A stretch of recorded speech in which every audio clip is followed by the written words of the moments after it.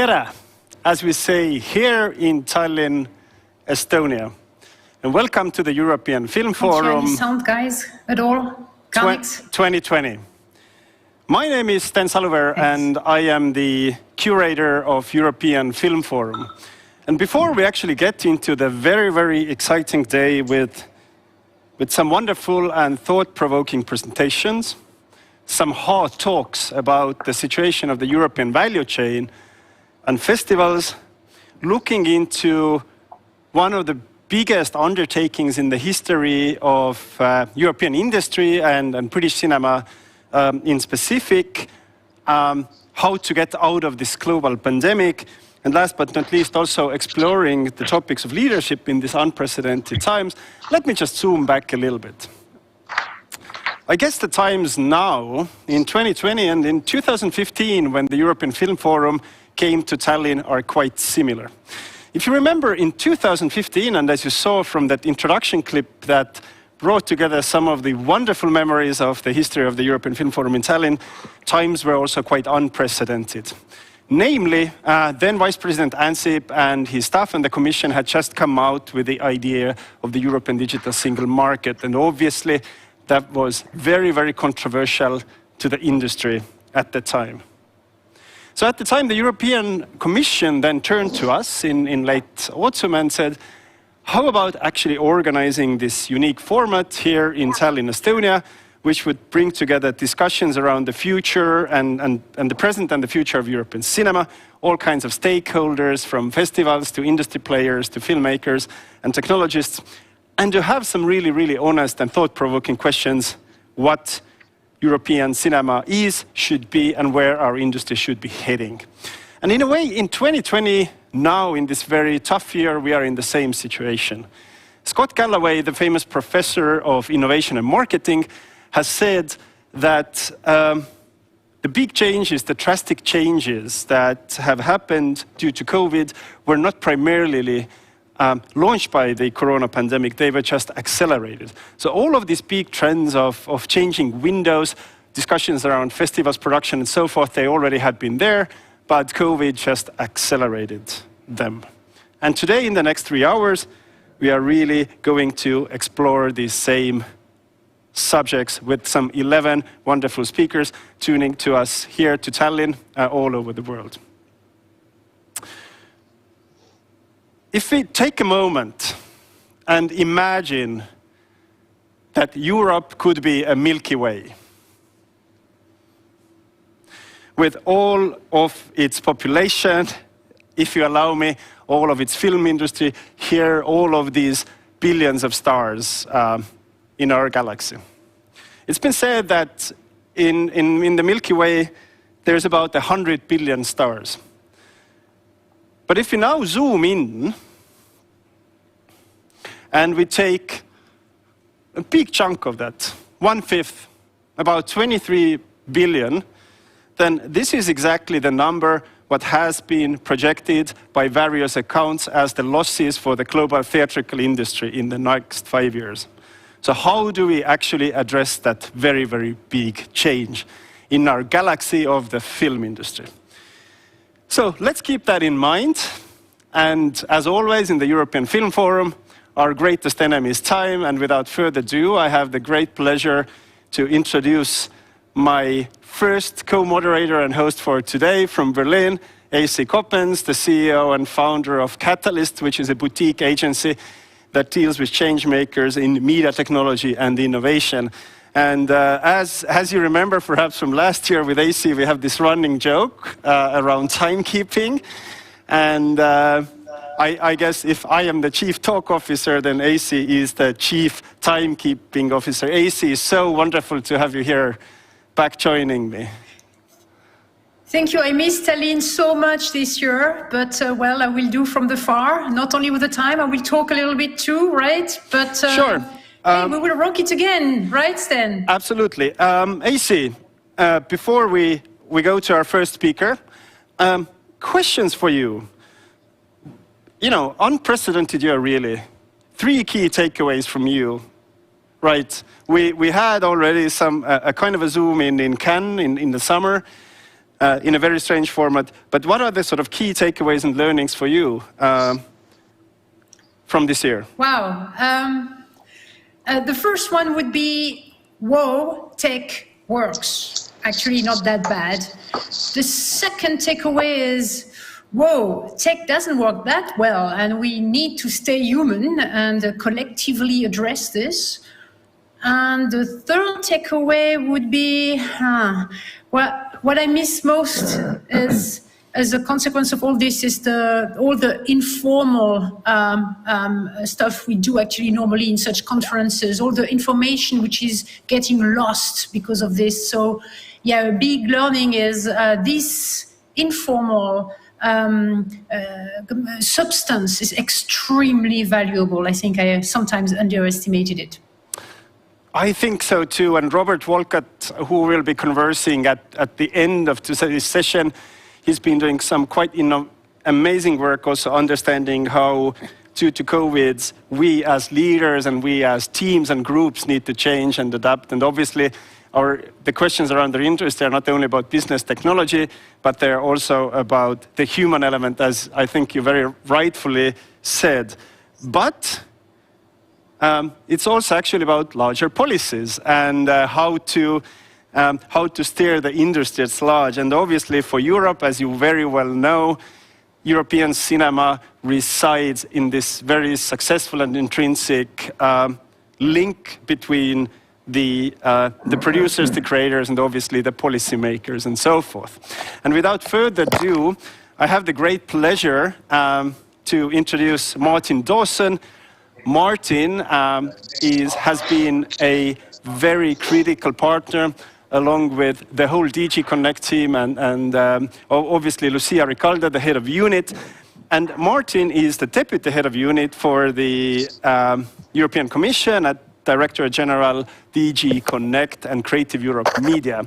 And obviously, as a lot of you in the community know, this year was very much focusing around relief efforts, but it was also focusing on the new upcoming term of Creative Europe Media.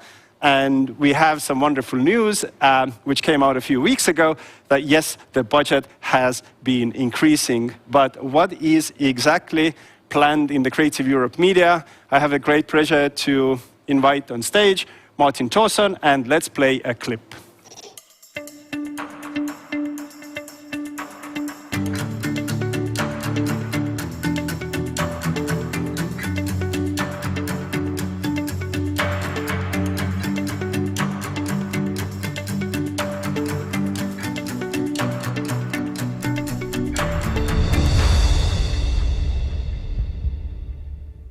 Film Festival, even though this is the first time online, a virtual film festival because of the COVID crisis, the COVID confinement. But we always look forward to the discussions in Tallinn because of the way you are able to focus on the most pressing issues and look ahead into the future. And you always give us some very fresh, cutting-edge ideas. And that's definitely what we need now. So let me focus then on some of the ideas and actions which we are currently discussing with industry to create a new playbook, as you would say, for support to the European audiovisual industry. So I have to start by saying that we fully recognize the way that the audiovisual industry has been hit by the COVID crisis, and it's been amongst the hardest hit amongst any of the industries, with the exception, of course, of digital platforms, who seem to be doing rather well. So we have to look at things in the round. Some parts of the industry have been hit harder than others, and some parts actually seem to be growing, as I said. But overall, Europe is just emerging from an extremely difficult period, and we are already entering into a second phase of the COVID crisis. And the containment decisions taken in several member states have had serious negative consequences: closed cinemas, drastic drop in advertising revenues, and in general liquidity problems. And of course, we follow these developments very closely. It's not only about economic issues, although this is the basis, but it's also about our autonomy and our identity, because for Europe, culture and cinema are an intrinsic part of our identity. And we recognize that a healthy and pluralistic media environment is fundamental also for our cultural diversity and our democracy. So the economic recovery is a precondition for all these things. Now, after this gloom and doom, the good news is that only a couple of weeks ago, the European Parliament and the Council came to agreement on an unprecedented recovery package for the European economy of 750 billion euro, which is being borrowed on the financial markets. Is very innovative financial engineering, unprecedented financial engineering, on top of the normal European Union budget. And the Commission is giving guidance that 20% of this recovery package should be dedicated to digital investment, to digital projects. And media and audiovisual are an intrinsic part of this digital package. So the first message is that there is a new opportunity, a new source of financing for support to the audiovisual industry through the recovery plans of the member states. And stakeholders should be very much aware of that and following that. And we hope this is a new opportunity for support. Because our ambition is to turn this moment of crisis, this period of crisis, into an opportunity for transformation of the industry to be competitive in the long term. To come out of the crisis, yes, but then in the longer term to be competitive. And it is necessary, therefore, to tackle some of the structural challenges facing the audiovisual industry, and chief amongst these in Europe, we believe, is fragmentation. Because by and large, with a few exceptions, our audiovisual companies tend to focus on national audiences and national markets. As a result, even our biggest European players are remarkably smaller than many of their global competitors. And so we need to move on from that. And we need to have a new way of thinking where we see the European continent, where everybody sees the European continent as their native market, just like their domestic market. When we talk about European autonomy, whether it's in pharmaceuticals or in cinema, we don't mean wanting to do everything on our own. We mean, and this is not about protectionism, this is not about withdrawing ourselves into isolation. On the contrary, it's about being free to choose for ourselves between several alternatives on the basis of our own values. So this is the main thrust of the second proposal I wanted to mention today, which is the Media Action Plan. So the Media Action Plan, which is still being finalized, so this is a kind of avant-première, we hope that it will be published in December. We are racing against the clock to get it ready in time. It will look to support the industry as a whole, combining all the different EU funding instruments, the relevant EU funding instruments. Creative Europe, as you mentioned, but also InvestEU, which is a new financial instrument, market instrument. Horizon Europe, which is the research and innovation program. Digital Europe, which is a brand new program, as the name implies, for all things digital, to deploy digital infrastructure.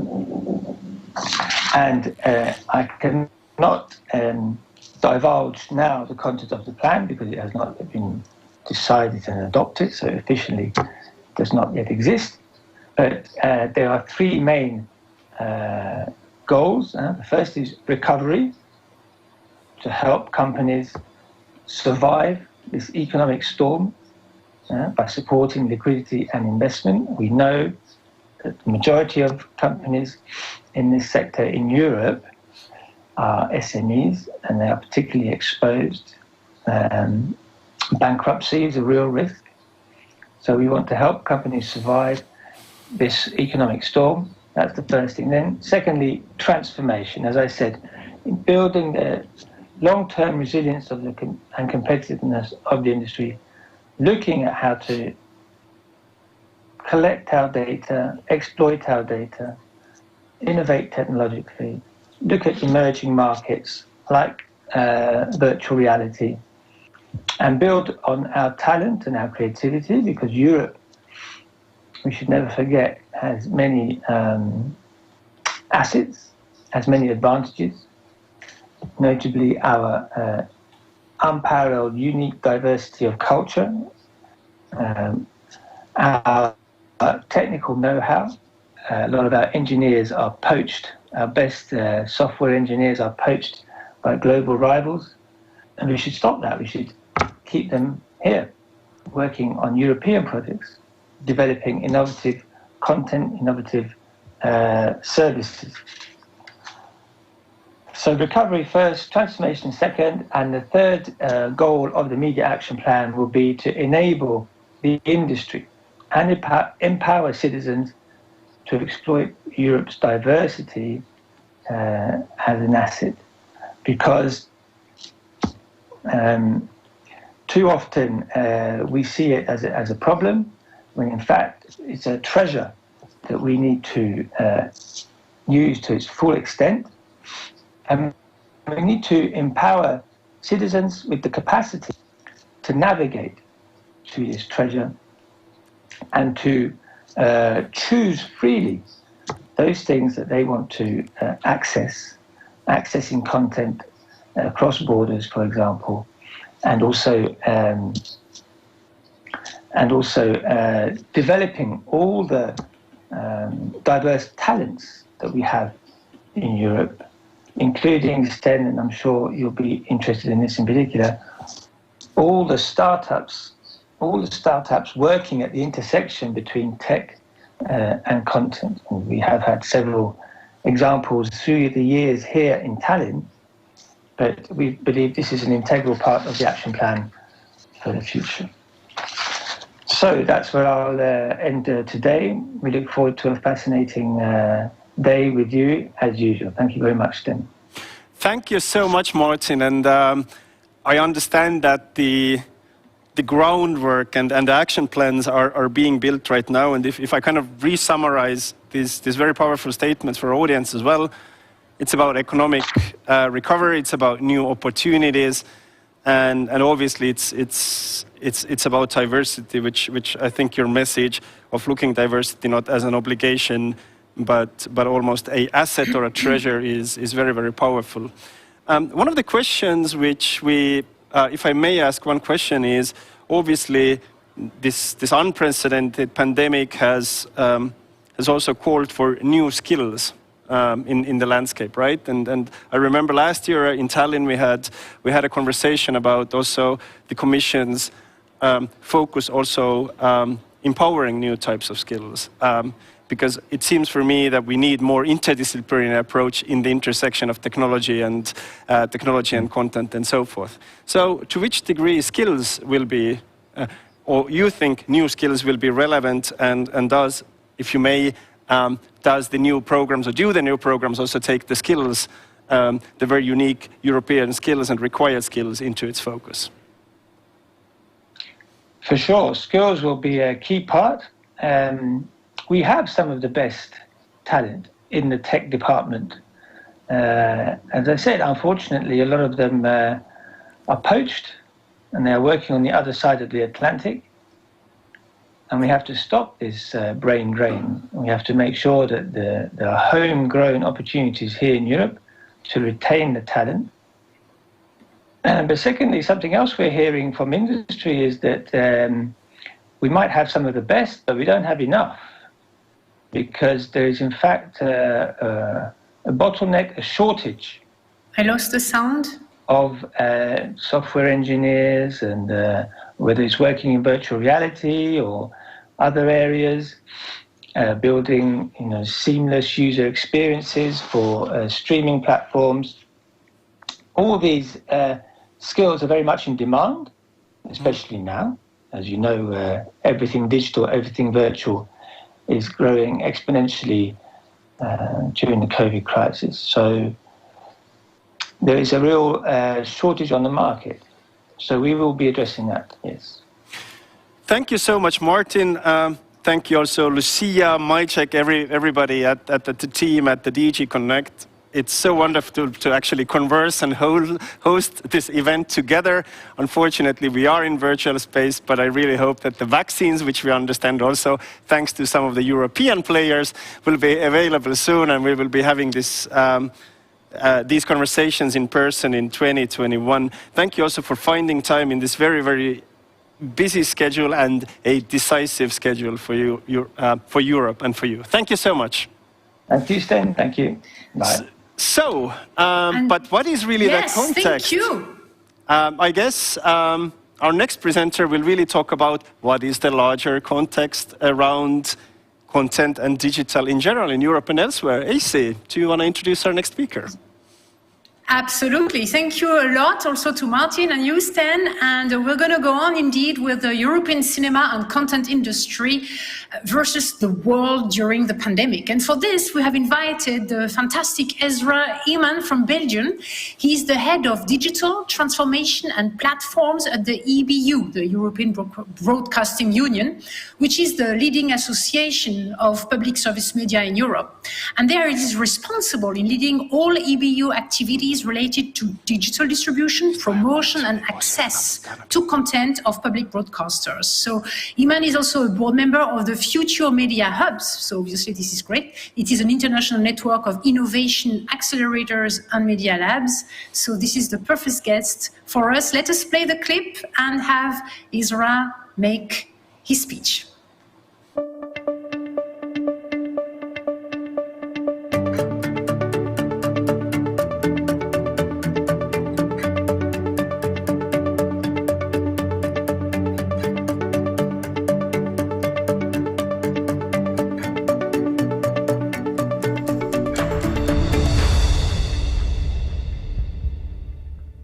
Landscape.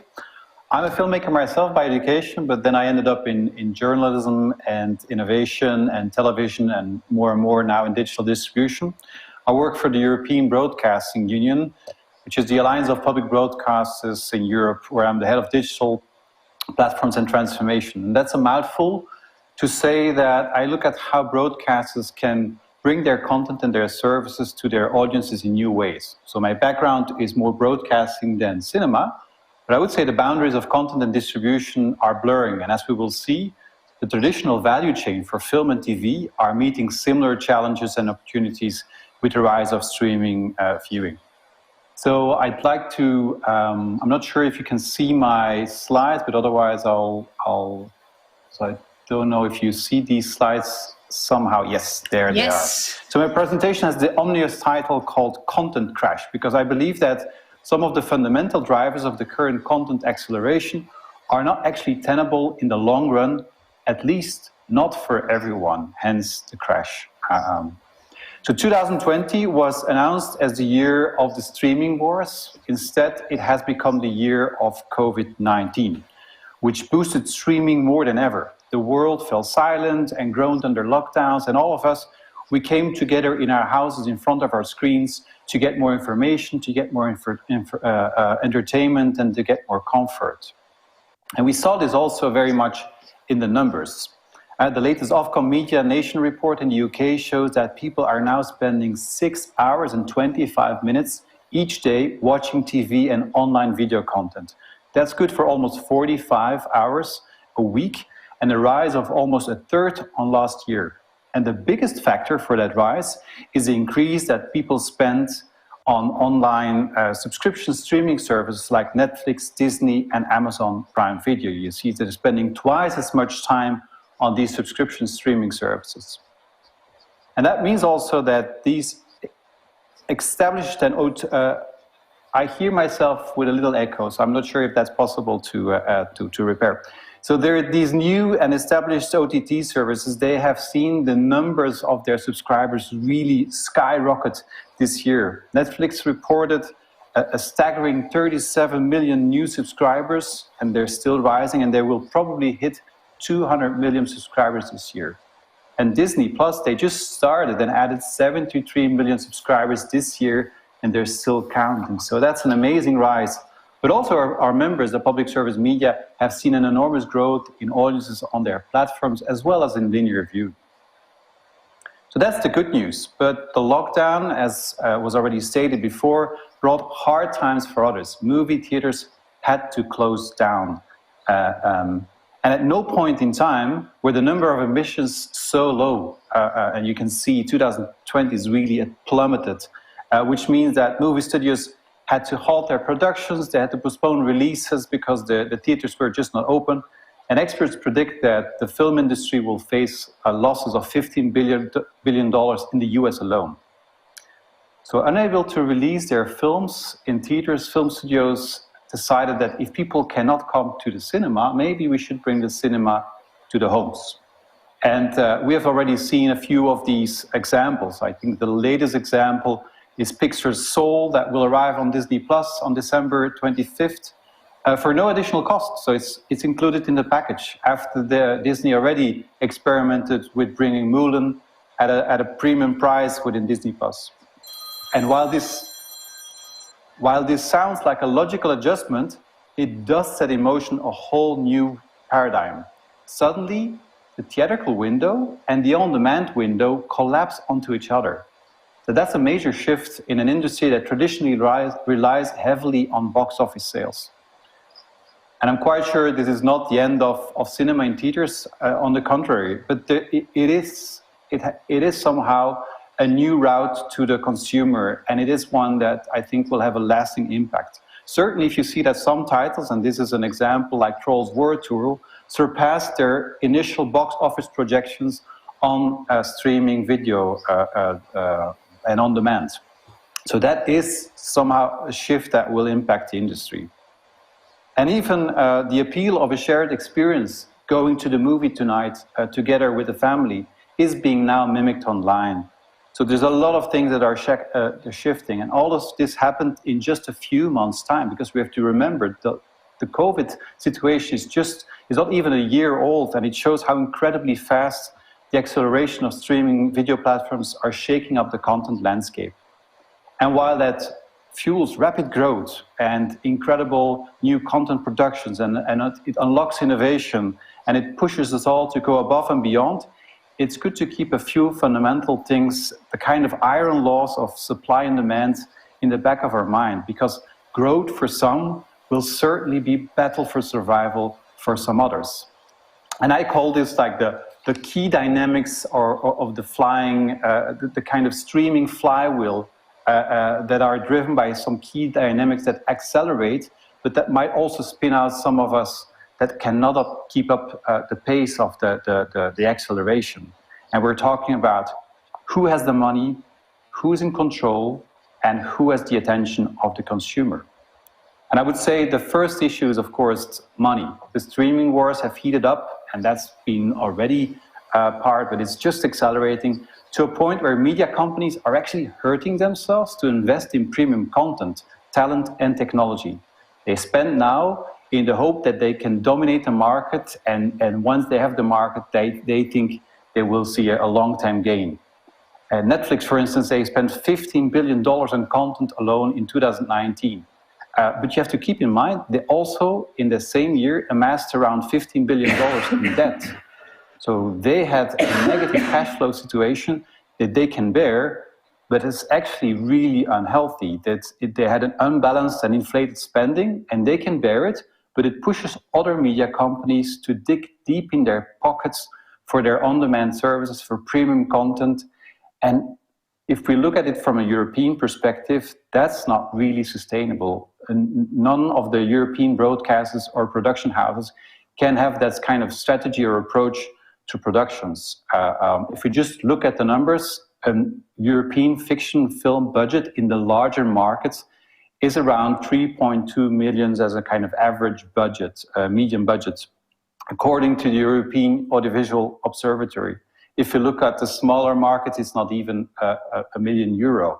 If you compare that to an episode of Stranger Things or The Crown, and I know these are really the top tier productions of streaming services, they're in a different kind of landscape. And I know budget isn't necessarily the only thing to value content, but it pushes all of us, because it puts a price pressure on talent, it puts price pressure on production, it puts price pressure on everything. So it trickles down to the whole ecosystem. And that brings me to the second element, which is the asymmetric competition. Not all the players in this new ecosystem are pure players. They're not just content makers. Giants like Amazon and Apple, they can easily treat their content investment as losses. They don't need to win any money on this. It's part of their broader portfolio of products and services. If you buy an iPhone or an iPad, you get content on top of it. So for Apple, it's just about you buying the iPhone, and content is a way to kind of grease that mechanism. The same for Amazon. They use video primarily to push their Prime subscriptions because they want you to shop with them, and content is a way to seduce you, but it's not their prime business. So other than regular media companies, these companies can afford to take the long view, to invest in content without really getting revenue out of it. And moreover, they control, as you can see in this slide, a big chunk of the value chain. Just have a look at the different places that Amazon pops up in the ecosystem, from content creation to the user, and where they control the value chain, where they can capture data and where they can capture revenue. That's a position that's very hard to compete with. Last thing is, of course, and maybe most fundamentally, the crash sits somewhere else. In the game of ever more content and services, we tend to forget that we people have a limited amount of time and money that we can spend on all of that content. So as we produce more and more, and just look how much content we create on the internet every minute, it's a logic that's not sustainable. We're in a way paying viewers to watch our content by over-investing in things that are not consumed. A lot of this content never sees any eyeballs because it's just too much to ever be seen.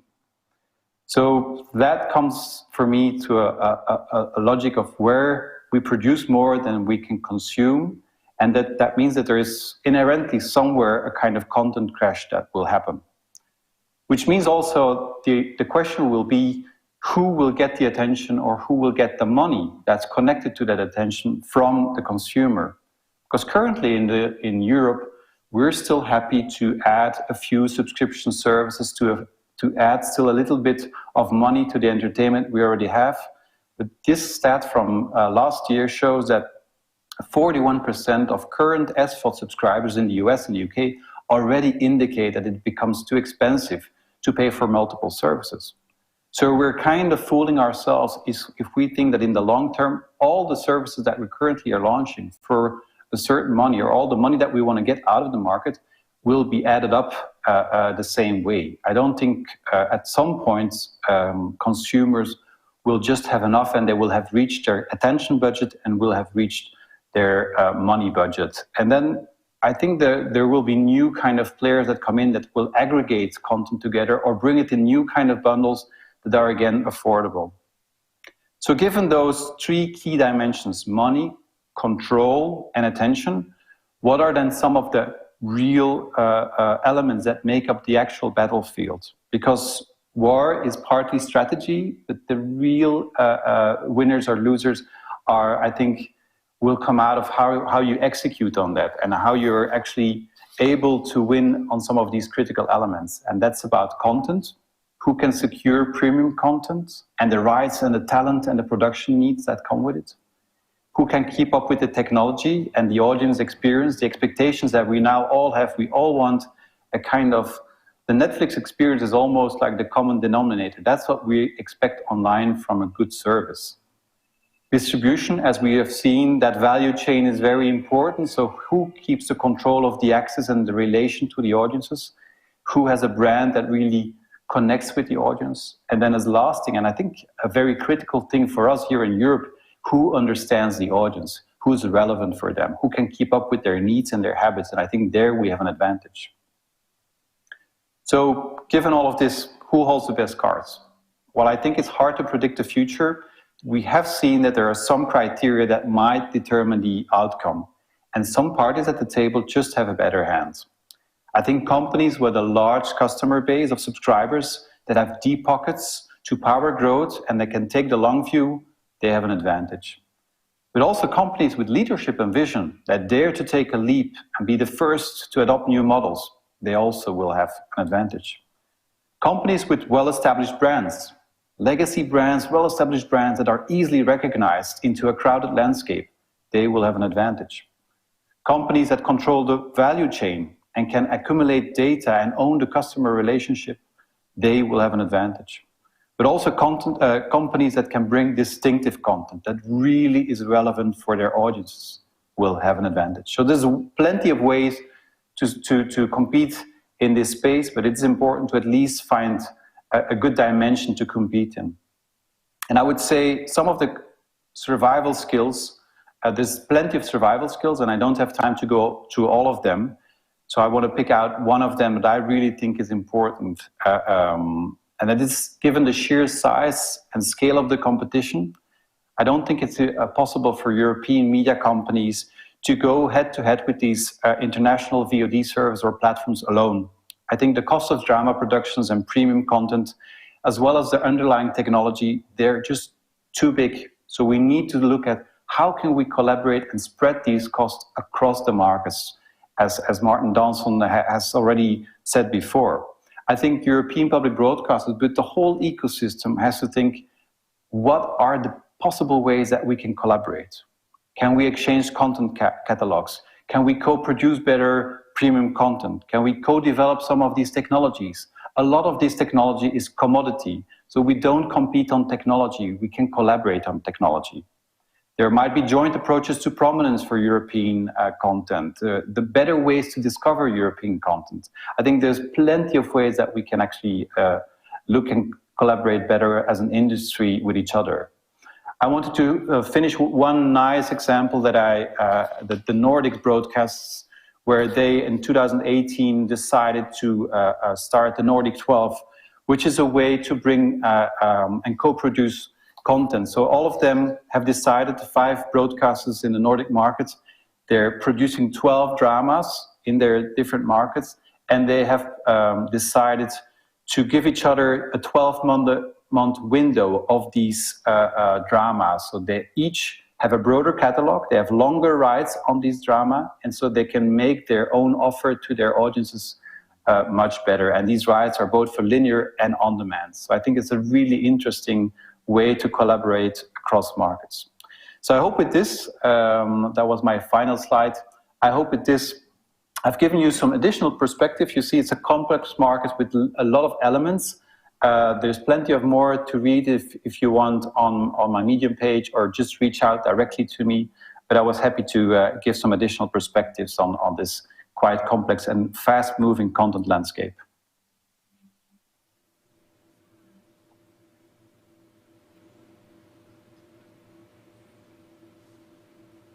So I've been listening to your presentation right now, where you say that who understands the audience is really the ones who will have better positions, basically, in this kind of war, so to speak. Can you please tell me, because if you are in your article actually encouraging public service media to look for dedicated audiences, how do you work on creating focus communities in a global context? You said that everybody is in competition with everybody right now because of the technology we have, the social media, and etc.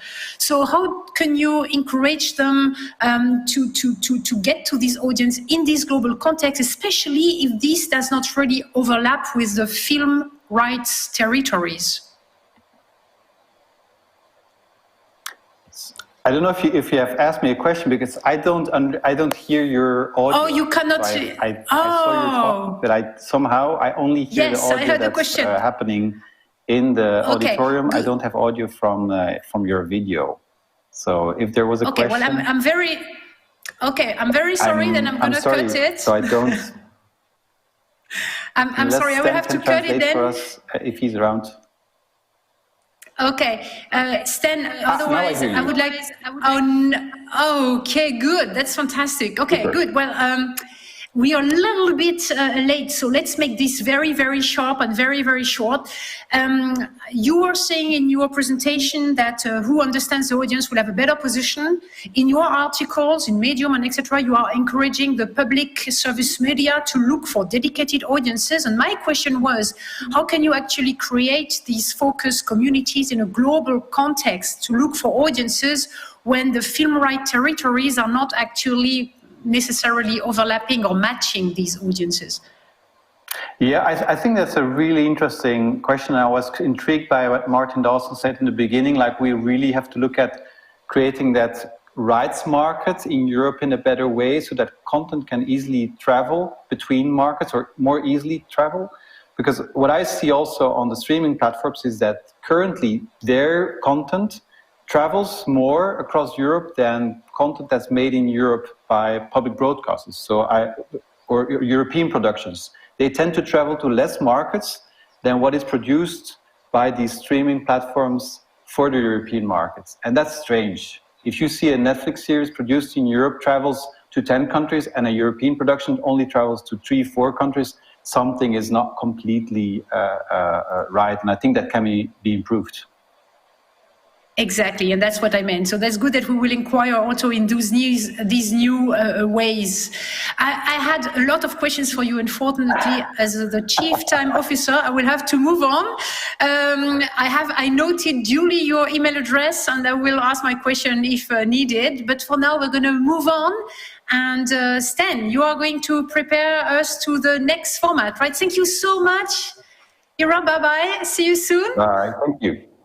I'm so glad that we managed to solve technical issues. If indeed we will encounter some more technical issues, which I hope we won't during the day, then please definitely stay with us. And one other small remark, I'm just kind of jumping ahead of time, but I just want to say that after we have concluded today, we have a great networking session actually coming up in our platform.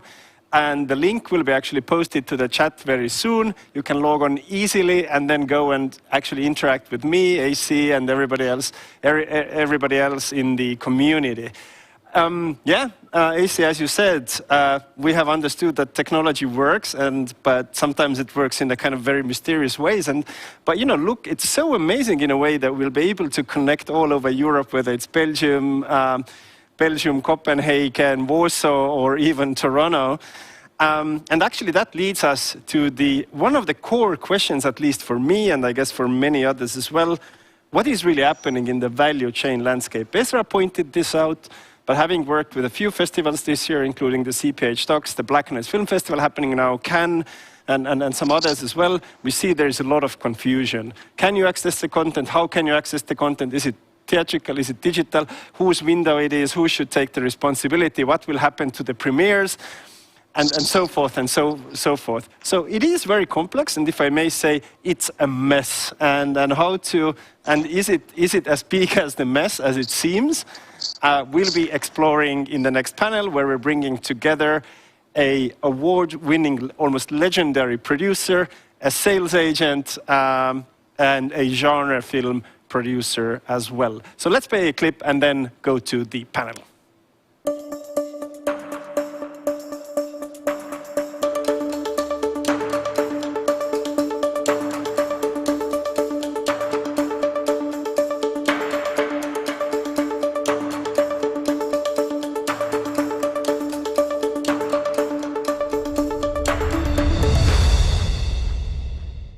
Hello Toronto, hello Copenhagen, I guess, and hello Warsaw, I presume. Not quite, not Warsaw, it's Łódź.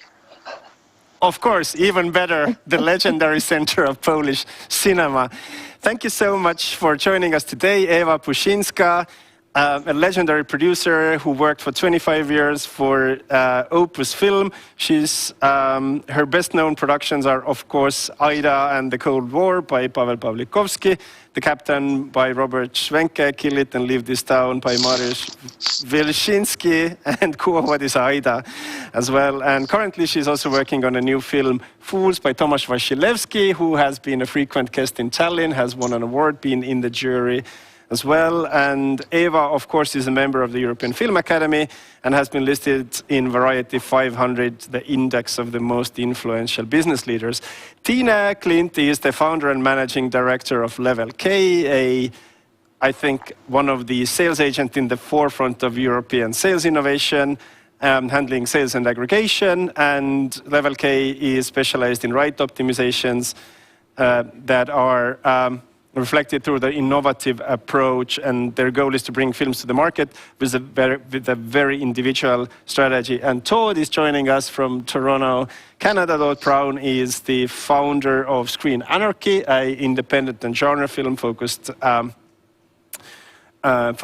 media outlet formerly called Twitch Film, before the trademark was actually poached by a very prevalent super platform. But Todd, of course, is a partner at XYZ Films, which is a genre film production and the sales powerhouse outfit, as well as curates the market selection for the Macau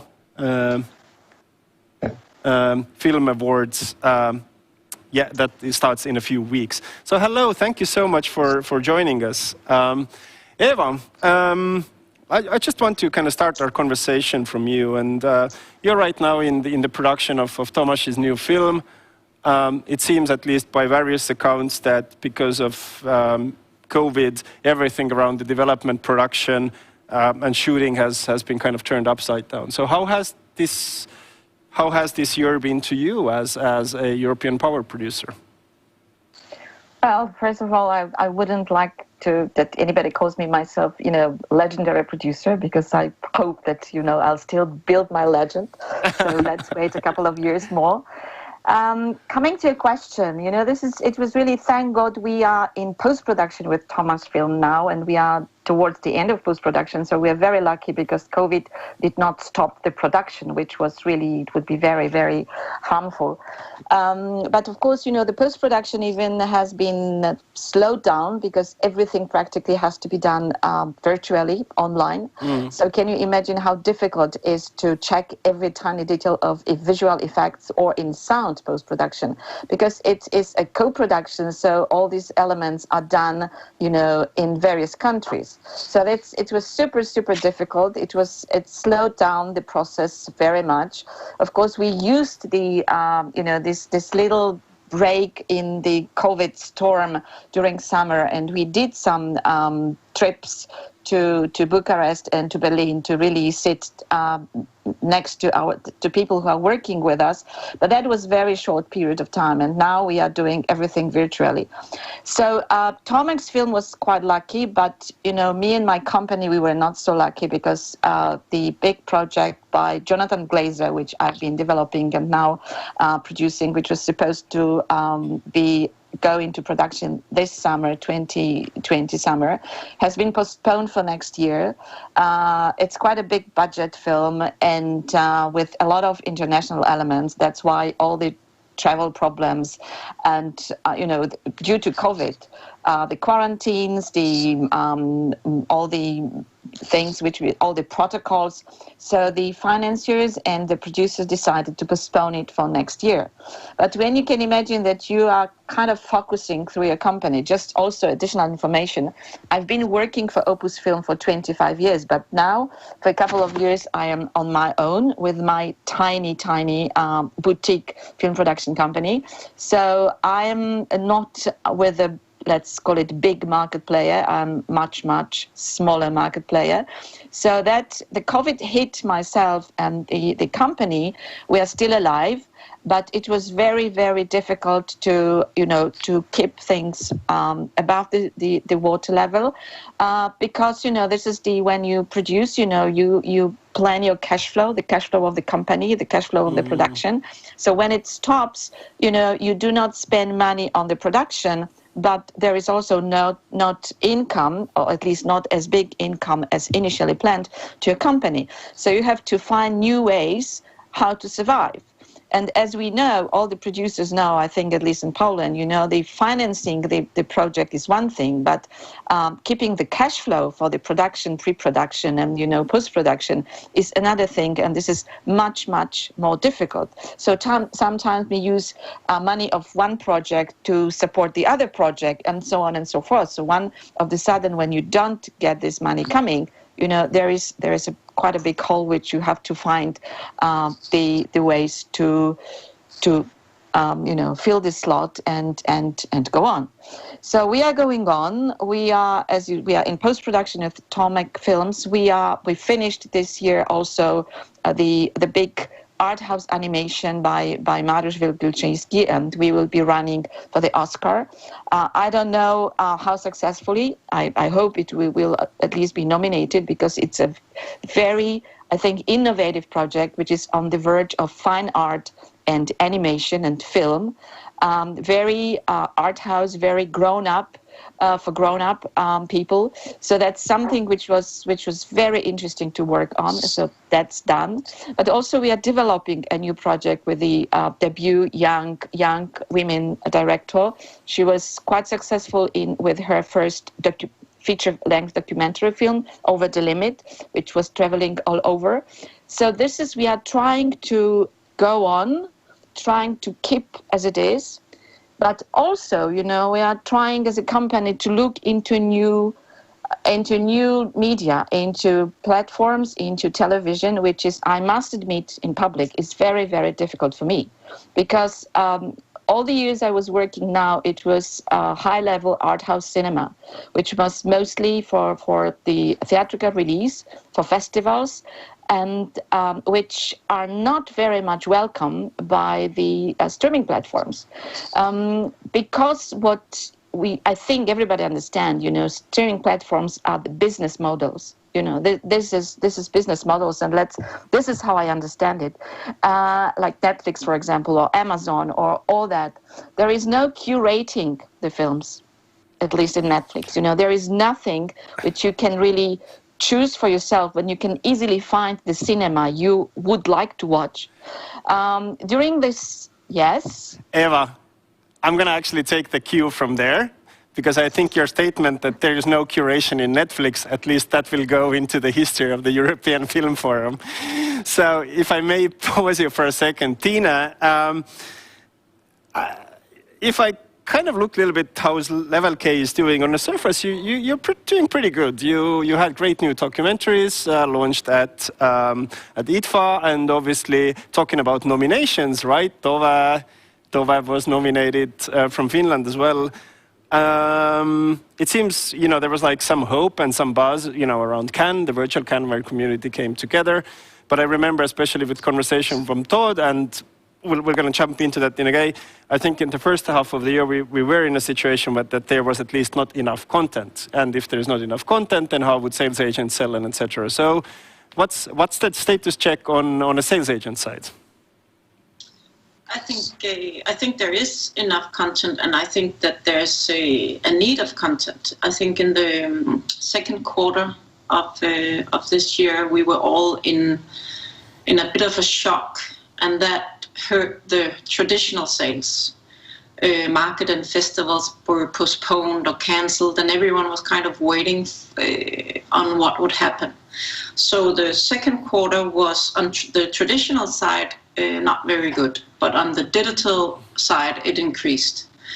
And then now it is back to almost normal. But we did have to adapt and change all our strategies, and we did. Our marketing material, the way we announce and release films has changed. The cooperation with publicists. And then we expanded and developed new digital tools so that we could, and that's both for the traditional sales, but also on the digital side in terms of audience behavior. So we did have to adapt and change the way that we're working. And some of those elements is something that we'll keep for the future and something that is beneficial for the films. And I have to say that when working also with the platforms, we can still release films theatrically and non-theatrically. So that would include festivals. But but then, of course, the major SVOD players will block most of all other rights.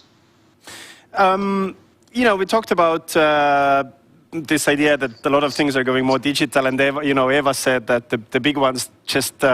If Ezra said that Netflix is the kind of the gold standard, and I kind of have to, Eva, agree with you as well to a certain type of a degree on that. That yes, indeed, they are pretty much on playing what they want or what they kind of produce. Then Tina, where exactly is that digital sales then happening, right? We understand that there is Mubi in the market, and there is X amount of other VOD platforms as well. So in that kind of new digital space, what have you been seeing could be the venues, especially where we don't really see the opening of the theatrical before the vaccine comes in, and by various accounts, I've heard that at least in Europe that will be in the next summer, in the shortest range.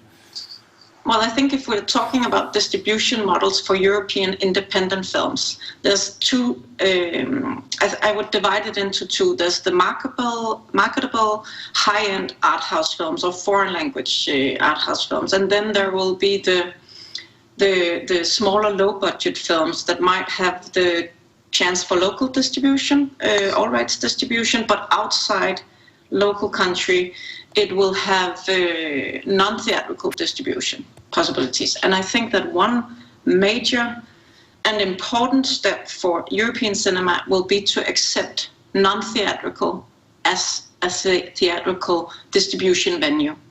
That will change the way the cinemas are looking. It will also change the way the buyers are buying, the support schemes, the cooperation across countries. And then in the end, it will be promotion for VOD, because there's a lot of digital possibilities, even within non-theatrical. That can be libraries, universities, film clubs, special event screenings. So there is, within non-theatrical rights, there are digital possibilities for smaller low-budget films. And then there's still high-end art house that has to do the traditional distribution, starting with theatrical. And there are also more than the SVOD, the major SVOD players, where there is curated content, and also for different digital rights. So I think it's about exploiting the different rights and starting from accepting non-theatrical as a theatrical possibility for art house films. I would definitely want to get on that point and the producer's view on that in a second. But Todd, how's the cat doing? We got a new kitten. He's upstairs. Yes, and I heard there's a dog as well. Right, and that kind of reminds me of Wendy Mitchell's book about Palm Dog. But hey, Todd, actually going straight to the business, I was kind of like eavesdropping when you were doing the panel and panel prep, and you kind of say that there's almost like sort of no opposition between this digital, theatrical, and etc. So I kind of want to start really from there, and I zoom back to our conversation in April, right? And you see that you were saying that yes, some really interesting business is kind of opening up, but unexpected places and rather different types of content. So fast forward 6 months. Yeah, I think one of the issues when we have these conversations is we're ending up we're taking a very binary position. And just accepting that the digital versus traditional world has to be a binary thing, and that SVOD is it on the digital side, and that's not the case.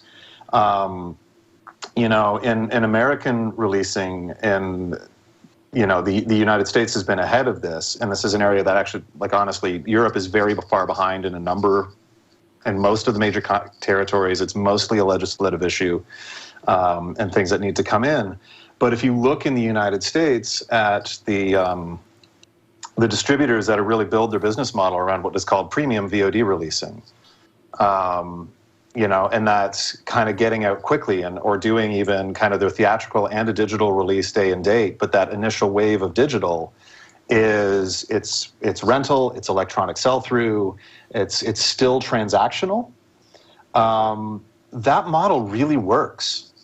And that model has actually really boomed in this time. And so producers that are working in that space, you have access to an audience digitally, kind of with all the benefits and kind of the reduced costs and the things that means. It means that you can meet your audience where they are at all times, but you still preserve some upside, and you still have kind of a curatorial element to working with a distributor and shaping your marketing. And those films all have their own individual marketing campaigns, as opposed to kind of the fear of going into the Netflix machine and trusting that the algorithm is going to serve you to people. So can you give me a practical example on this? Because it sounds so good, and we have these premium windows, and if we would just take them in Europe, then... Yeah, I mean, it's on the American side, a title that we were involved with where this really worked is a film called The Silencing. It's a Belgian director, it's Robin Pront, who made The Ardennes, his first English language film. It stars Nikolai Coster-Waldau, who obviously on this side of the ocean is mostly known from Game of Thrones, and certainly the Nordics, and I would assume most of Europe. He's significant. People know who he is. He's been around for a very long time. It got bought by Saban in North America, who are one of these people that are really like a distribution company that's really locked into this area, and it really hit. They put it out. It was in one of the windows where there were some theatrical available, and so they put it on those screens, but got it onto kind of Apple iTunes, onto Amazon, onto Google Play, onto Xbox and Sony PlayStation rentals, as well as cable VOD. And that reporting is slow. We're still waiting for a full accounting. But we're talking significant seven figures in digital sales in the United States. It really, really performed strongly in a marketplace that otherwise would have been quite hostile to that sort of film. And, it's a model that doesn't widely exist in Europe. For a handful of reasons. I think some of it is when you look at the major territories. I'm going to pick on France because it's easy. In the French model, this should actually be relatively simple because you have companies like Gaumont and Pathé who are both producing and control their release chain. So they should be able to play with modeling in a lot of ways because they have so much of the value chain within their own hands. But the French legislation around digital releasing doesn't allow them to do that. That if you go digital, or if you go theatrical, it immediately locks you out of digital for, I believe it's still 3 years. That legislation really needs to change. That legislation, I think, significantly hurts independent producers, and it needs to change. Todd, I'm going to have one more question to you, and then this is actually a very good cue of what I want to ask all the panelists.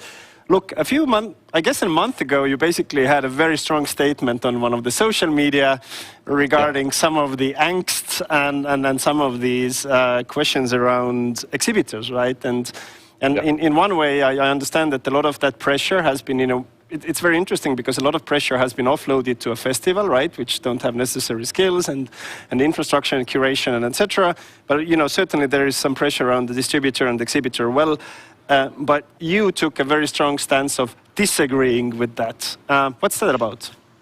Yeah, for those who didn't see that, what I was one, I would say that I was talking fairly specifically in the American context. But two, the argument that I was making there is that the exhibition sector, which is distinct from distribution, different things, but the actual exhibitors in North America have a degree of power over the distribution model that is wildly disproportionate to what they bring to the table, in my opinion. The exhibitors in the United States, they don't contribute anything to production costs. They don't contribute anything to marketing.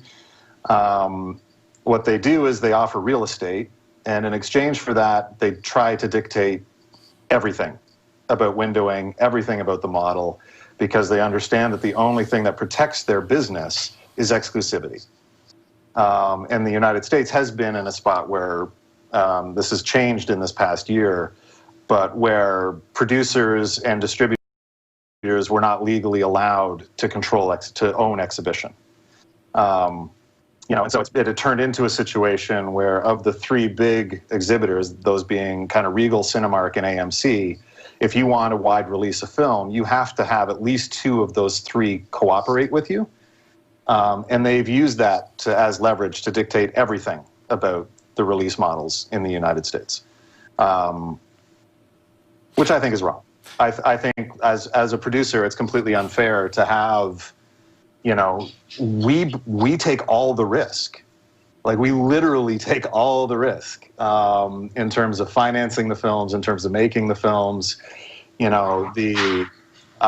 Every penny that is spent on marketing comes back to us as a recoupable expense. It's ahead of us in the waterfall in terms of how economics flow back.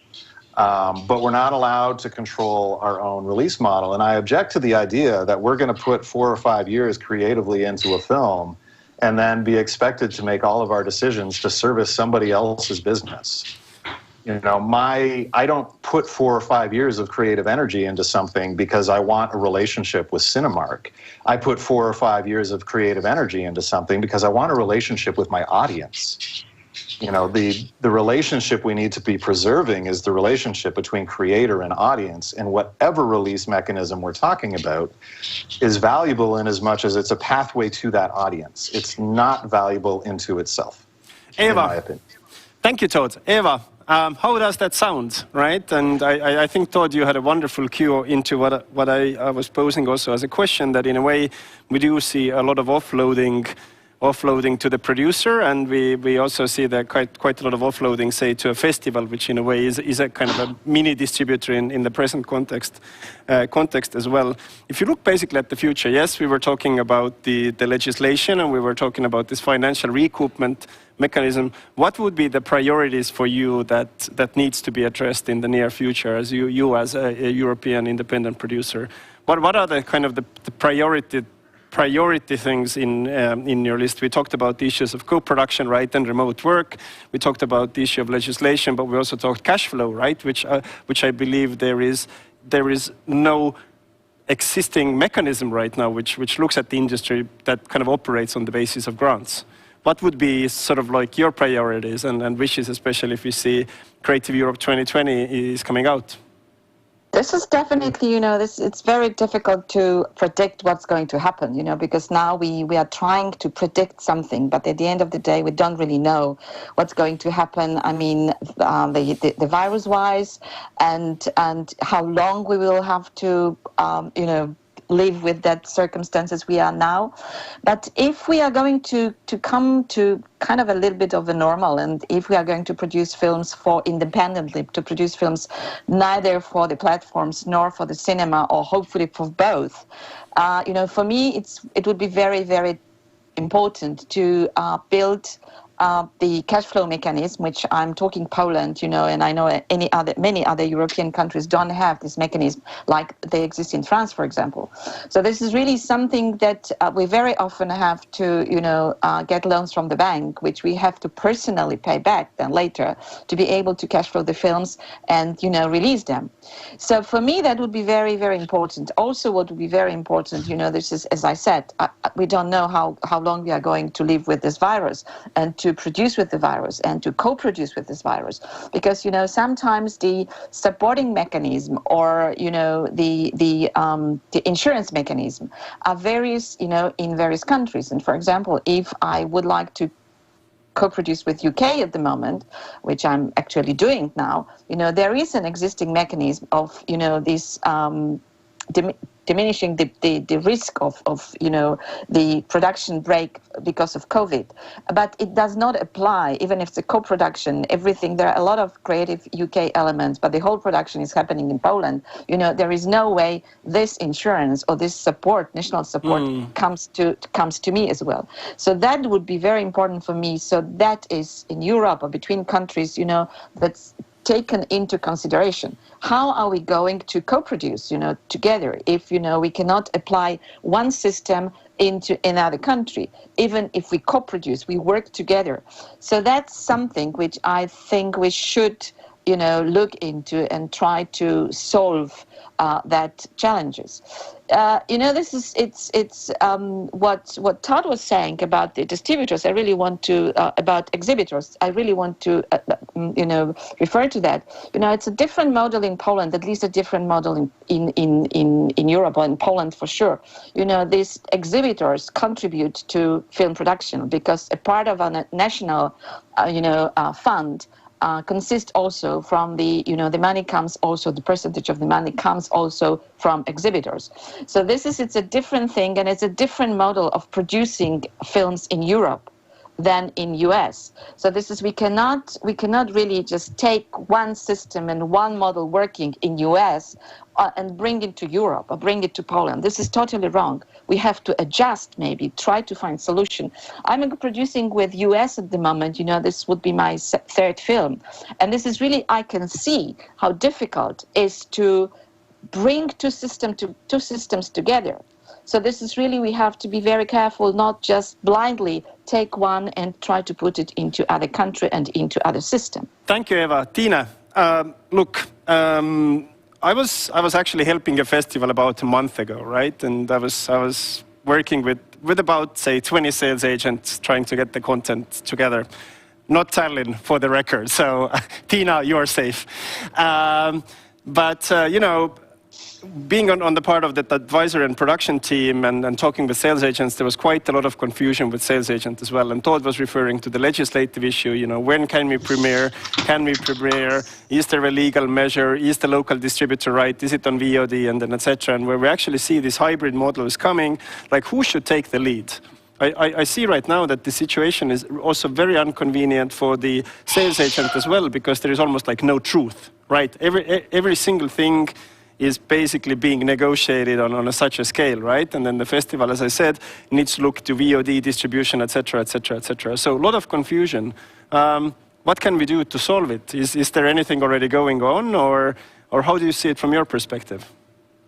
Well, I think it's political, because I completely agree with Todd. It is about the exhibitors and the cinemas. And many of the distributors in Europe, I don't think everything works like in Poland across Europe in terms of cinemas actually contributing to the production. But there is distributors using and exploiting the different rights, but not. It's not possible to use the premium VOD. So there is always a holdback on the theatrical part, and that is a huge discussion, and that's why it is a political discussion to make sure that the theatrical, or at least that it's accepted that non-theatrical rights can be exploited as theatrical. And I think that is the first step, because that would include the cinemas, and it would give them a possibility to release premium VOD, EST. So that's an idea to actually get things started, because it always ends in the same with the same discussion, that the cinemas will not discuss the holdback. It's 4 months or nothing. Yeah. So to get the discussion started, and that's where I come back again. If you change within, for instance, Creative Europe and the way the support is, I think it's the selective support and even automatic, but that's about cinema releases only. And if that was also including cinema releases with a non-theatrical model that could then reduce the holdback, then you would be able to do different distribution models, and you would get the cinemas to join in, because it's a support scheme. They could actually, the risk is less. That would invite them to release more European films, and not only the A-list, the high-end directors and cast from other European countries. We could, this discussion has been so exhilarating that I would just basically curate the whole thing around this, because we have a legislative issue, we have a release issue, and obviously we have issues around cash flow, right? But I guess in a way, it seems that we do have a new hope, and it's great to see that that the situation might not be as critical in the production and sales landscape. So thank you so much, Eva. Thank you so much, Tina, for joining us today. I have 3 strong points to take home. I hope if there are policymakers and Creative Europe and DG listening, then let's pay attention to these 3 really critical insights. Thank you again, and I really hope to see you all very soon in person. Thank you. AC. Me too. Yes, exactly. I want to see them in person too. I wanted to say also thank you specifically to Todd, because he brings me the bridge for the next format. He said, I hope you can hear me now. He said that he wants to have a bridge to the audience, right? So to this brings me to the next format. I just want to have a sign that you hear me well. Can you hear me? Okay, I'm not sure if you can hear me, but I'm going to go on, and please make me a sign if you cannot hear me. But in any case, the next format will be exactly about that, how to reach your audience during a lockdown.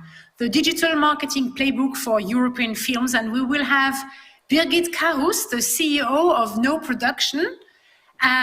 She's an expert in social media marketing and also the founder of NOH Production, a marketing agency with a focus on building digital sales funnel and measurable creative campaigns in social media.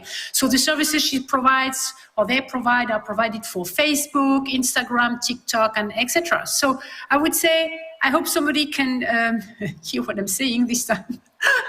And that you can go on, Birgit, with the content, because we need new ways indeed to reach the audience, especially during a lockdown. Thank you.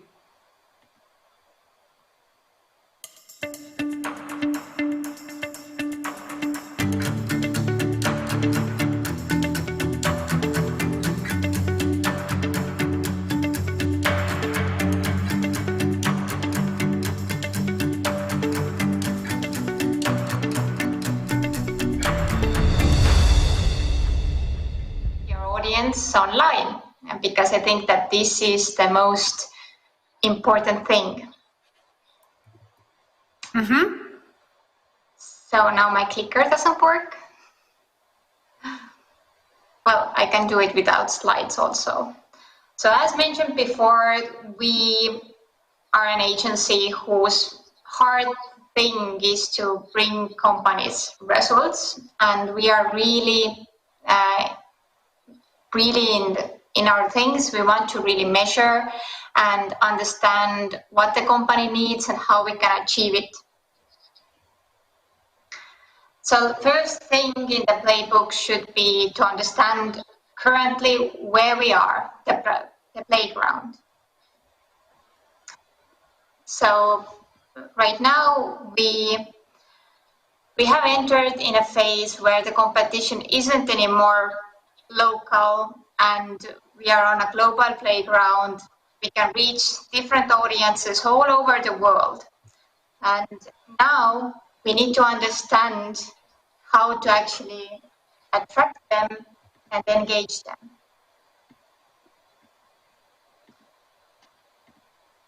So the first thing in order to reach your audience is to restructure your content for this global audience and understand how to offer them value and this experience. So if you go to the movies, it's quite easy. You smell popcorn, you can buy it, you can hang around with friends and so on, and you understand the experience. You also understand the experience when you go to Netflix. But what you don't understand, for example, is why should I go to some random web page to watch a movie? What is a virtual movie festival, for example? What is it? Is it a limited time offer? Is there something extra? People need to understand it like black and white. It's too hard for them to understand how to interact with it and why they should pay for it, because usually things online are free.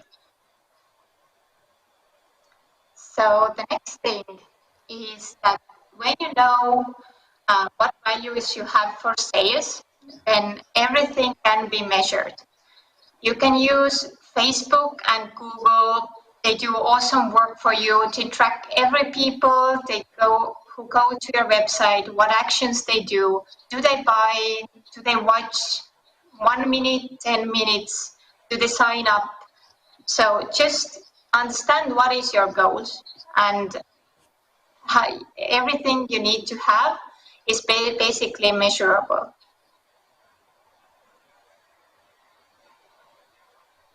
So in order for you to have growth in the future in this digital world, the most important thing is to use the data that you have collected, and also keep in mind the next years, because you want to collect also the data in the future.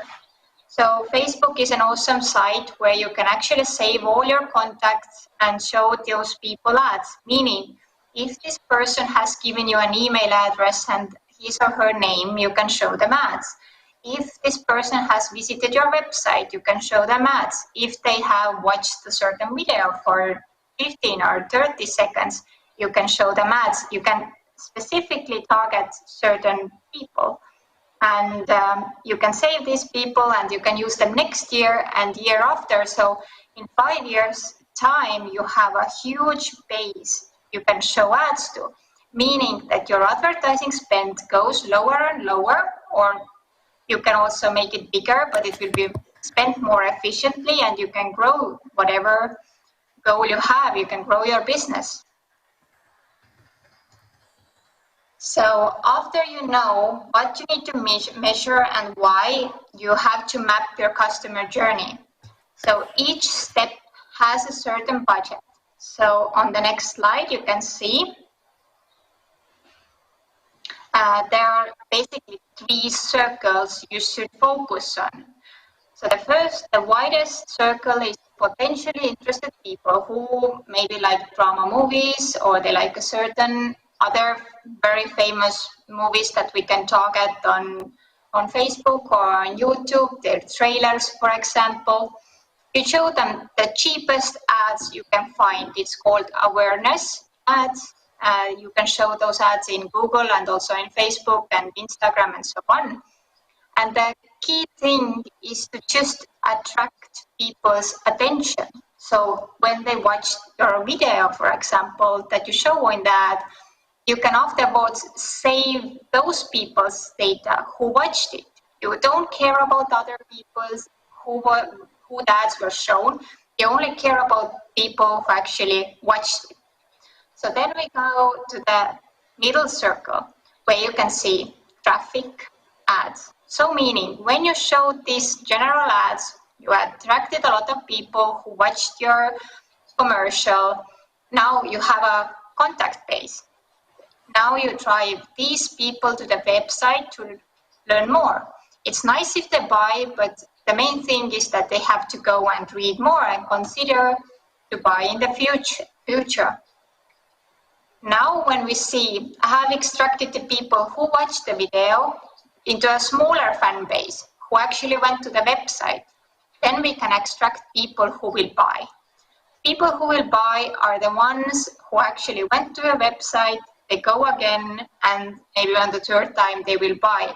And Facebook has this excellent opportunity that you can only pay, you have to only pay to Facebook when they purchase or sign up to something. And also, don't forget to upload your emails for previous years who have purchased the tickets. This is also really important. So when you have this mapped out, these 3 steps, and you have set up all these data collecting things, then you can test out. I think this year is for testing. As on the last slide, I will tell you that let's use this year for testing and collect data to do better next year. I think that this is the key thing to understand. It's a new situation for all of us, and we don't have to perform at our best. We do, of course, mistakes, but when we have done this year, we have analytics, then we can actually do better next year. And in order to stay in time, I think that I'm finished. I know it was really tricky to understand maybe for you because it's a different kind of subject, but it's my area of expertise. But it's also new for me to give this online presentation. So if anything was unclear, you can reach out to me. Also, if you want those slides, I'm happy to send them to you. Just reach out and stay safe. Thanks.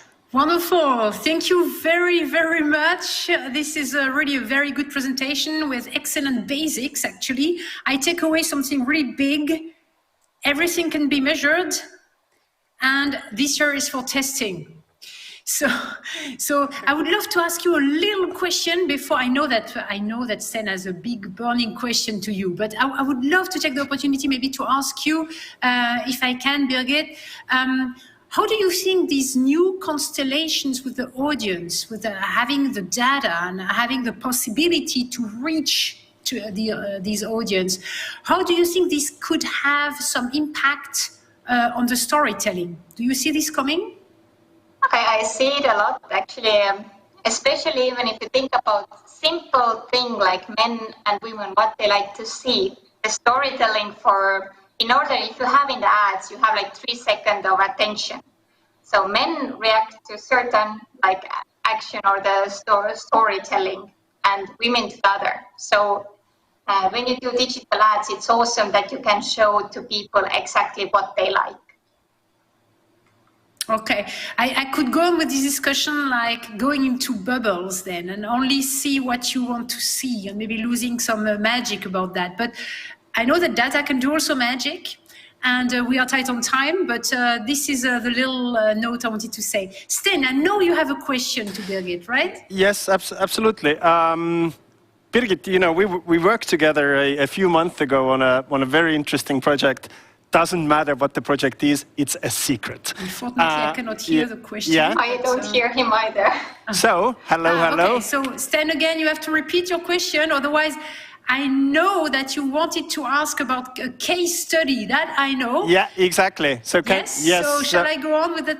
So, yes, you go, I hear you again. Yeah, fantastic. So Birgit, we worked together on a very interesting festival project a few months ago, and you know, we basically understood that there was something very, very kind of interesting going on around attention, right? And you know, it's not anymore festivals putting the content online and expecting that the audiences come. So it doesn't matter who the client was, but we got some really, really nuclear insights. So what is really this new skill that is required to understand that online is not enough, that it really needs a kind of a deeper dive into the audience's habits and behaviors? I think it was really an interesting case study, and especially like working together with you, we understood some interesting things. So the first thing that is interesting is that when you look in the data, you see what works and what not. So when you ask people to come to cinema, for example, physically, to network on an event, to sell something, a ticket, it's quite easy. You show them like a nice trailer, you maybe cut it this here and there. But then when you try people to online cinema, they don't get it because it's not Netflix. Why should they buy the ticket now? Because, you know, it starts in 10 days. They don't understand that there still is limited seating. They don't understand how they watch it online, how to use the platform, and what it even is, what it's sold to them. So you really have to go back to basics to show them, okay, here are limited seating. You can only see those movies 1 week, not more or less. And this is your one-time opportunity. Super. If you want to hear more about the case study, please do contact Birgit.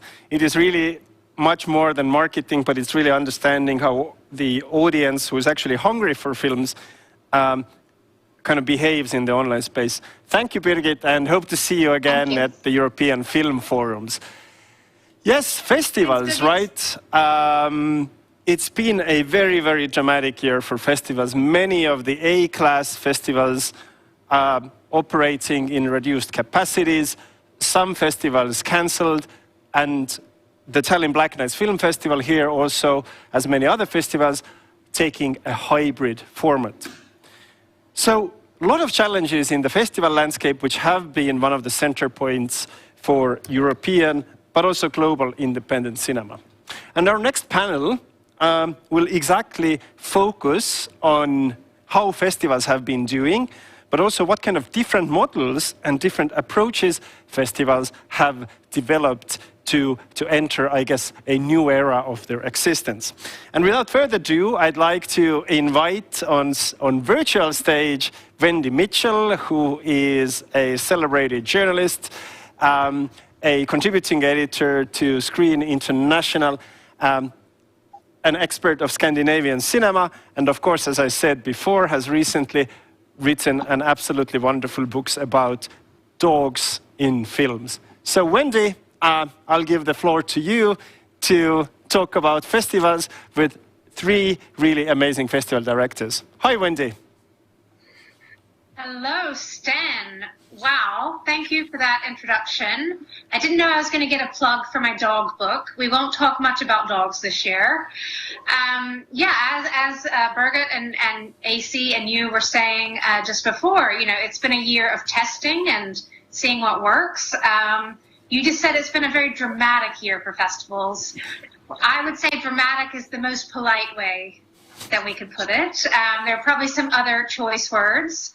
But yeah, I mean, do we look at this time, it says it right in the title of the session, are we looking at this as a crisis or opportunities and ways to look at new ways of working? And I think the three amazing women we've gathered here have had to be thrown in the deep end this year, have had to pivot, everybody's favorite word.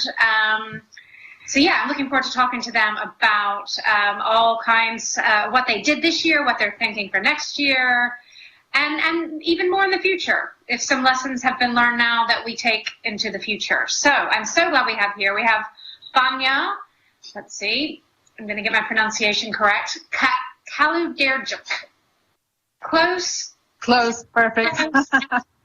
Who is the festival director at the International Film Festival Rotterdam. Great tiger branding behind her. Half a tiger, I see. Yes.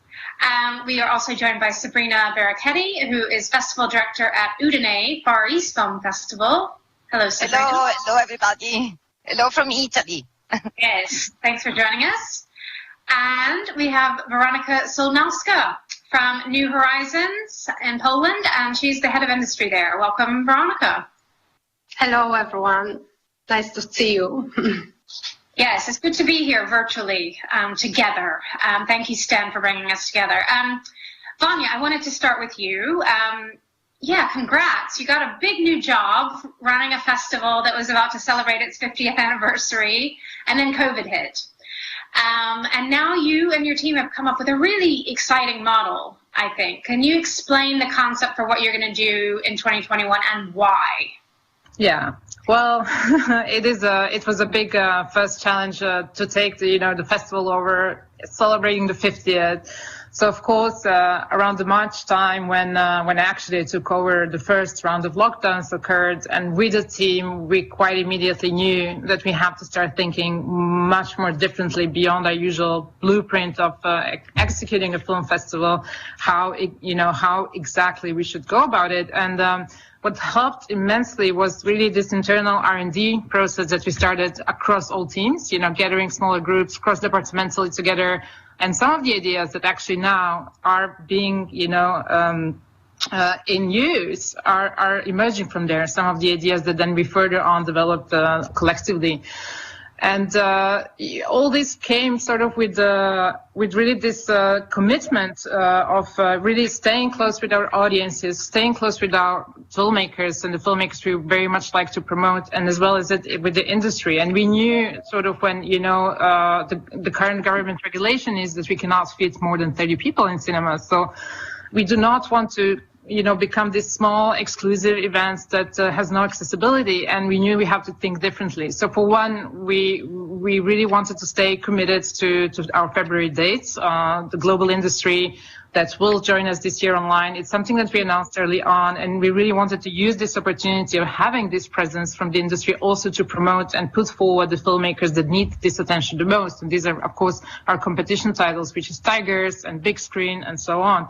And knowing that we want to cater to a much larger audience than that, we decided to expand. So it is sort of a multi-part, hybrid, extended IFFR that starts with the competition, starts with the industry, and then moves towards June to the sort of festival finale, where we are going to actually celebrate the 50th edition, for which we, of course, prepared a number of programs that require international guests as well, require, larger audience to be able to enjoy them. So by that time, of course, in June, we do hope to be able to host, international guests and also do events that can accommodate for larger audiences. Yeah.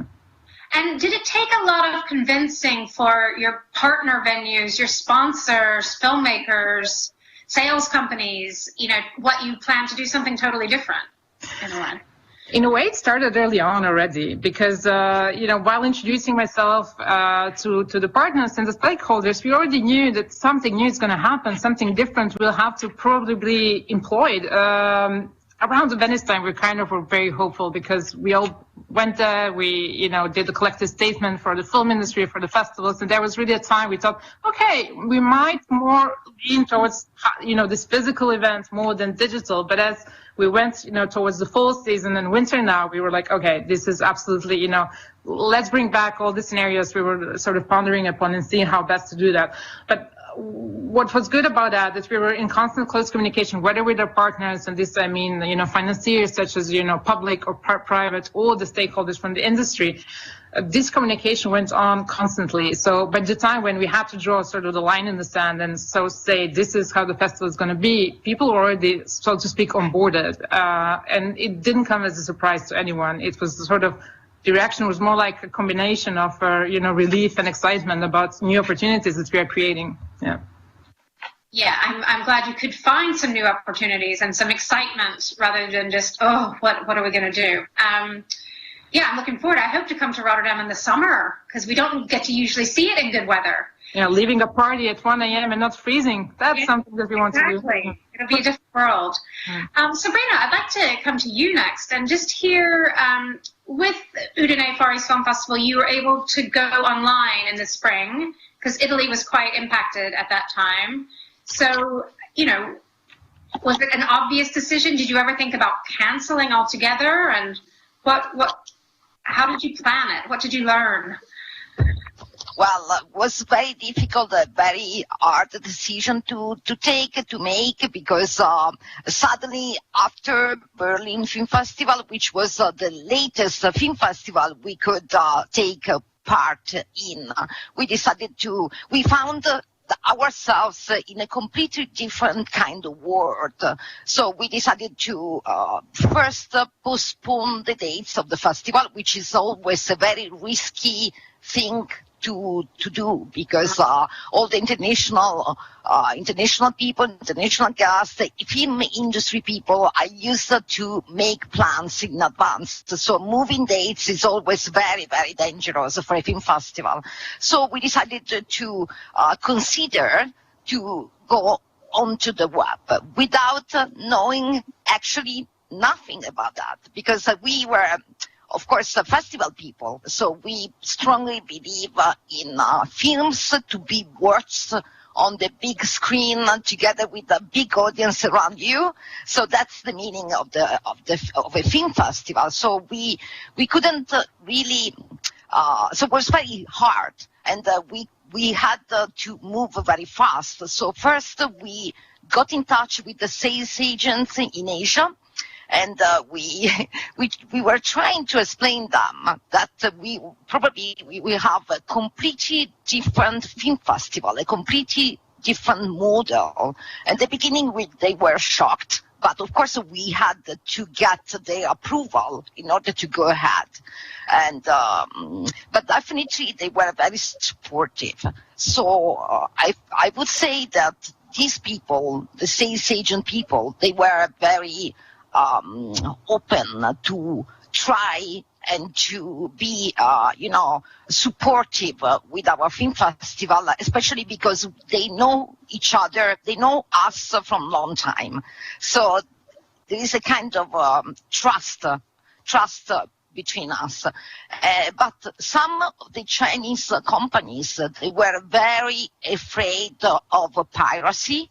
So we, in the end, we lost 10% of our selection titles, because at the beginning, at the time of the outbreak of the pandemic, we were in the process of finalize our selection. So everything was almost ready to go, to be offered to the audience. So it was very critical time for us. It was very painful, but in some way we could say that we won something, because we understood something different, and I think we should go on this way also for the future.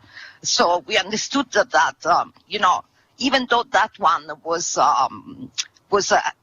I can say a short-term solution to go online immediately, I think for the future we should try to find a way to balance the two models, and to understand what you can do on the web and what you can do physical. Yeah, that's a great point, and I hope we'll talk about that a little bit more. How did your audience, I'm assuming it was geo-blocked to Italy, and how did your audience react? Did you get good numbers? Or? I think we got very good numbers, and definitely we enlarged our audience, especially for talking about Italian audience. It's a kind of paradox, but since we had some films were available worldwide, so in some way we saved our international aspect of the festival. So the festival was an international film festival because some of our films, they were available worldwide. But we got more people from Italy, because a lot of people from Italy are not able to come to Udine, and we have on the other side, we have a lot of international people that can be able to come. So, anyway, it was a good, very good numbers. And that's why we should go ahead also on this kind of proposal. Great. And Veronica, you're coming more from the industry side. You run the industry section at New Horizons, which is also a huge public festival. So usually, your Polish Days industry event would take place amongst hundreds and hundreds of screenings and lots of social activities and things like that, but you separated it out this year. Can you talk about why you did that and how it worked?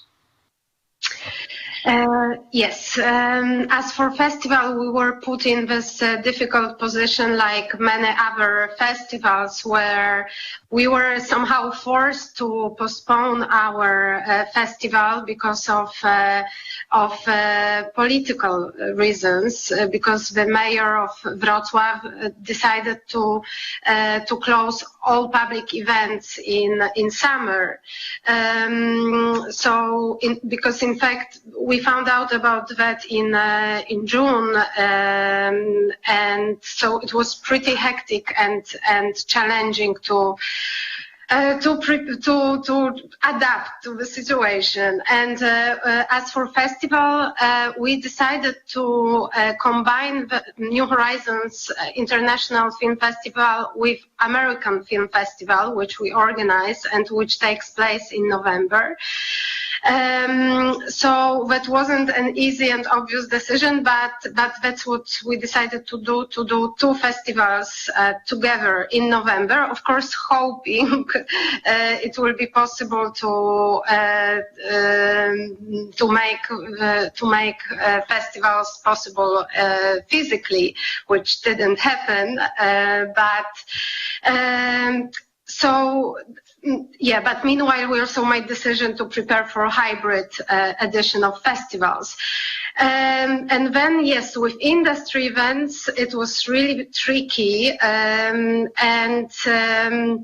it was also a tricky time. I mean, it was June, so we were still May, June, so still in lockdown, and I would now, looking back, call it a time of big confusion and suspension also. And that was the main reason why we decided to organize, to keep industry events in Polish Days in July, because our mission somehow was also like to activate the film industry and also Polish filmmakers, and like to somehow boost the action and try to keep the spirits up.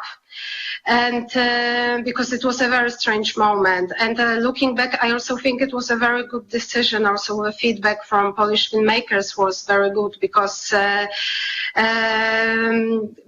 everybody really had to focus, prepare presentations, prepare for meetings, so go on and push the usual stuff, which was good at the moment, I think.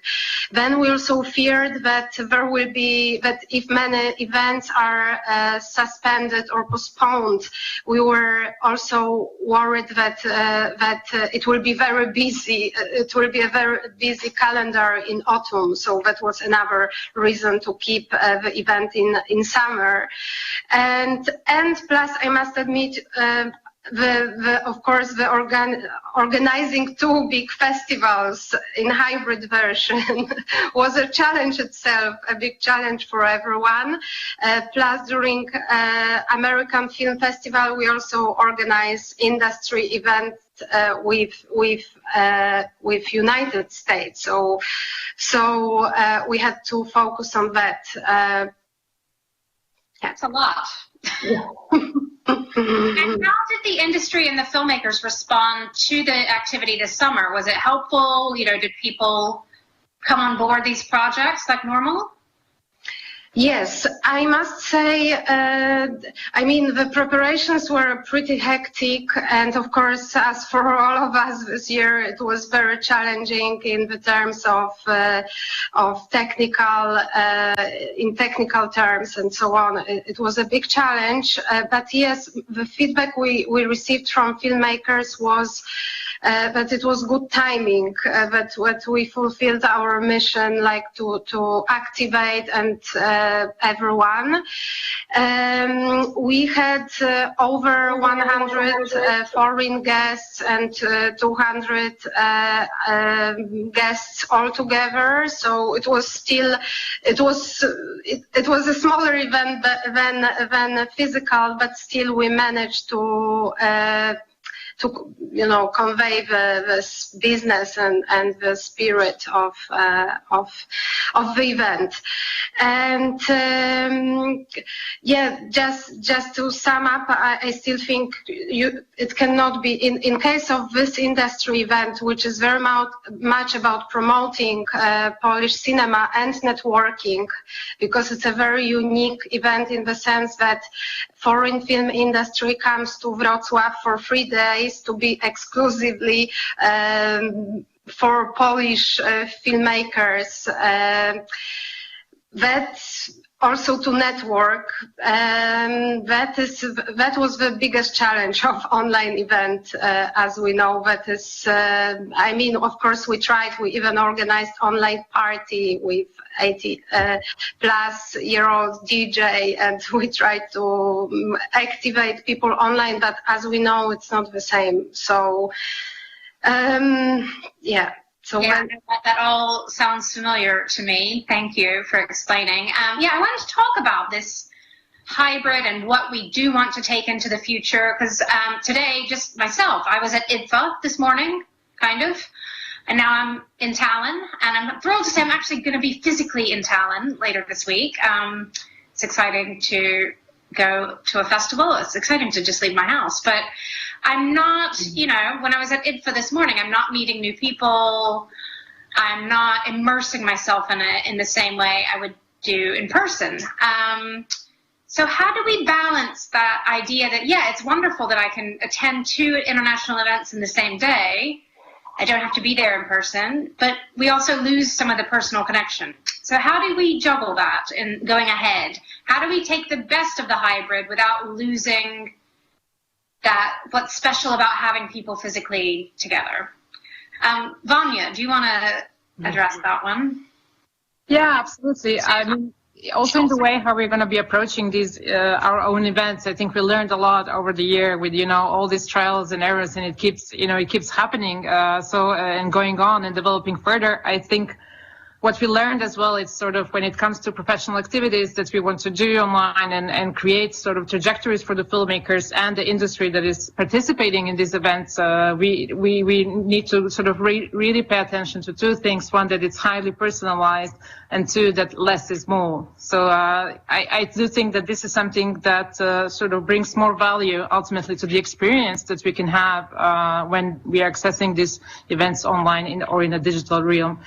I think what will keep on, I think, doing it, especially here at IFFR, is this aspect of bringing the industry together. And this is something, Wendy, you're very familiar with. It's the reality check for the sort of very informal R&D meetups that we did over the course of the year, addressing these key questions or of positioning of a film festival, whether it comes to the audience, to the filmmakers, or to the industry itself, that really helped us shape the current sort of output that IFFR will have, and there is an immense value. But as you say, nothing will replace the value of informal chatter among the industry or the meetups that we can have in the film festival. Not to mention, of course, all our us gathering around a big screen to begin with. But throughout the year, I think there is an enormous benefit that we should really keep with us in the coming editions as well. Right. And Sabrina, I was loving hearing what you were saying, that you want to still do lots of online things. What will go online in future years? Say there's a vaccine and we're all immune tomorrow. What would you do? How much online would you do? And how much physical in the future? Honestly, Wendy, we are still working on this because it's very difficult to answer your question because it's a really key point.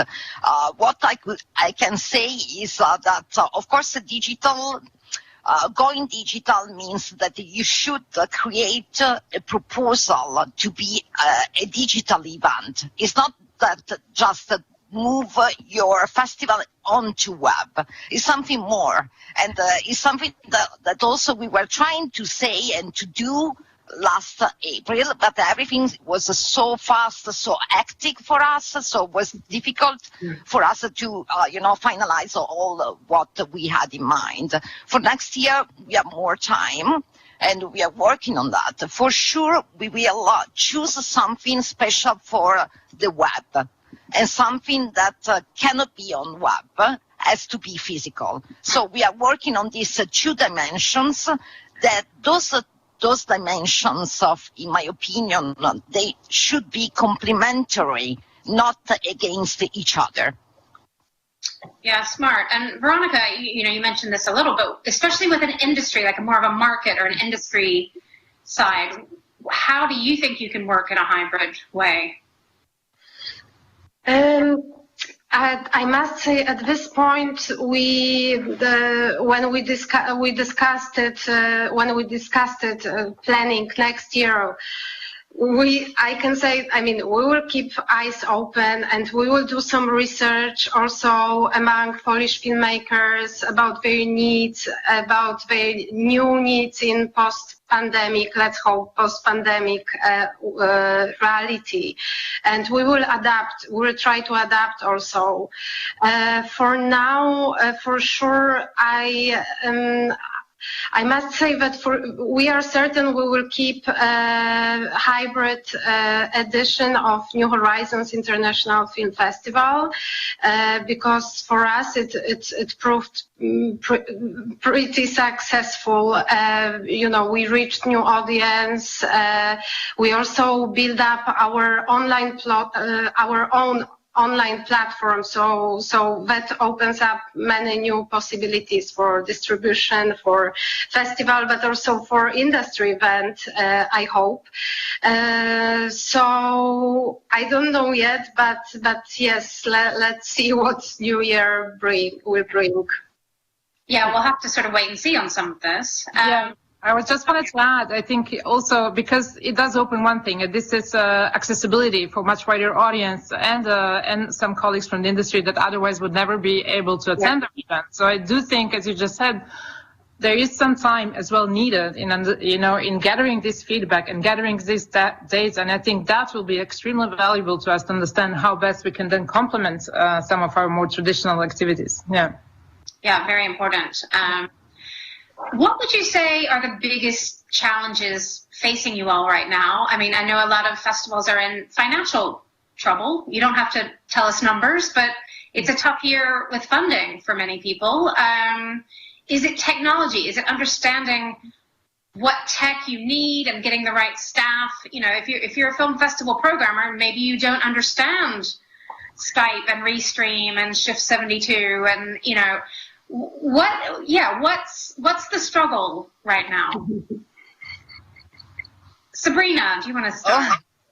Okay, I was thinking that the biggest challenge now is to keep, the budget for the festival. For example, we have some money from the government, and Italy in this moment is a very, in a difficult situation, and we should underline how much is important to keep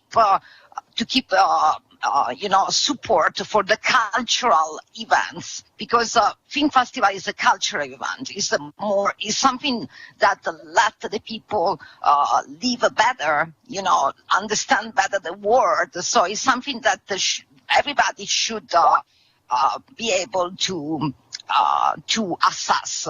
That's why.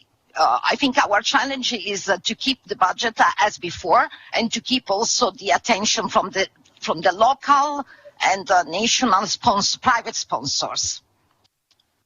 Yeah, Vanya, do you want to tell us about your challenges? I'm sure there are many. Absolutely, there are many, very, very similar to what Sabrina has mentioned. I think all of us are facing the same difficulties. I think on top of that, yes, digitalization, of course, brings additional skill set that we have to sort of build on, bring to the team. That obviously does increase the budget on a certain way, and also to keep audience with you, to keep filmmakers and everyone with you along this journey as well. I think this is also one of the great challenges. But as we mentioned all along, it does bring new opportunities in the ways how we can be creative. We are very familiar with creativity, and I think this is exactly the time where such creativity can come forward as well. Yeah, and for you, Veronica? Yes, for us a big challenge. I mean, we have many reflections after this online edition of our festivals, and it's also we see a big challenge also in educating the audience still now about online festival experience, because it was very interesting for us to see that our audience, for example, they were not able to understand why there is a limited access to online screenings. So that was a big challenge to explain that, or why do they only have access for 48 hours, not for a week, and so on. So I think it's also very important to take proper care about the audience and new reality, and keeping informing them how we act and why we make certain decisions, and so on. That was a new thing for us, and like also explaining that we are still a film festival, not a VOD platform. Yeah, exactly. You mentioned, what is a film festival? I mean, we have to start wrapping up soon, but this is something I've been thinking about. I'm sure you've all had sleepless nights thinking about, or excited mornings thinking, okay, we're on pause. Well, what does a film festival mean? What does it do? What do we need from it? How should it run? I think this year of pause has been good in some ways to let us think about these things. So I guess I'm wondering to ask you sort of what still excites you about film festivals, and why really do we need film festivals? it's not a need like shelter or water, as we've learned, but I think we need them. So yeah, have you been thinking about that, and you know, what keeps you going of why, for filmmakers and for the audience, we need these events? Sabrina, do you want to start with that? Oh, yes. You know, yeah, you're right. We have been thinking a lot about this, the meaning of a film festival, and I think the most exciting thing from a film festival is that to share together with a lot of people around you one emotion in front of the big screen. So I think, of course, we are pretty, happy with the results of the virtual model we got for this year. But of course, this can in no way replace the actual physical event, which is something that is so unique that you think that is really necessary. Yeah, thank you. Veronica, what have you been thinking about why we need these events and what can be exciting about them? Mm-hmm. I couldn't agree more with Sabrina, especially representing New Horizons International Film Festival. Our festival is also about experiencing art together on a big screen. So that's still the core, even if we consider being partly online. Yeah, so the core is the same. That's my reflection. Yeah. And Vanya, I know you've been thinking about this your whole life, especially this year. Raison d'être of film festivals, of course, was very much present in a lot of discussions. But I think that it has a vital role in the international independent industry, film festivals. I think that became more apparent than ever, especially now that we are so deprived of experiences of seeing films of big screen, that, there is really a need in the community as well. And it extends beyond just the cinephile community. But ultimately, yes, it boils down to that. It's a celebration of cinema and cinema-related arts as well, with the community gathered around it. And of course, that has to be on a big screen. Yeah. Yes, very well said. I think we're about out of time. I'm wondering if we go back to Sten in the studio. Maybe I'm sure he's got thousands of questions for you, but I'm wondering if he wants to ask one. I actually want to say a lot of thanks for joining us today, and I'm just feeling so grateful and empowered, I guess, for two things. The number one thing is that we see that the film festivals are, if you think of them either as a center point or at the end of the stop or the beginning of a stop, right? That you three with your own teams have been so resilient, because a lot of festivals have given up. And I think it's important not to even give up when, even at the darkest hour, right? And I suppose we are necessary, and the work you and your teams are doing is really remarkable. And so thank you so much. The other point which I want to make is that how fantastic it is that finally the European Film Festival leadership and the future of European Film Festival leadership can be female. And there's been a lot of talk about this, but what could be really better? So thank you so much. Thank you, Veronica. Thank you, Sabrina. Thank you, Vanya. Thank you, Wendy, of course. And safe travels to Tallinn. And I hope to see you here in 2021. And best of luck. Thank you.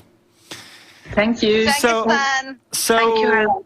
Yes, AC, are you still there? I know that you're still there.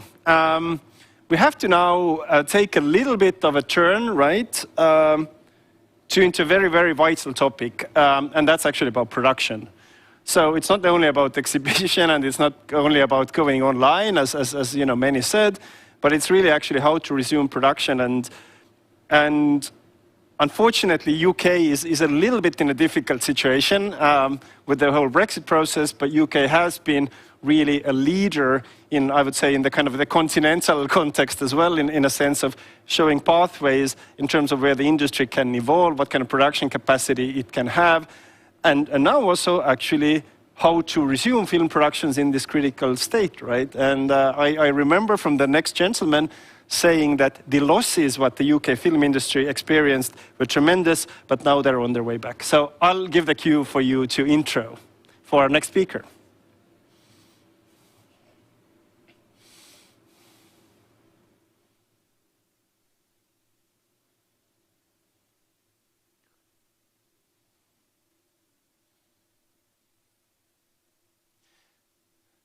AC, we've lost your sound for a second, but...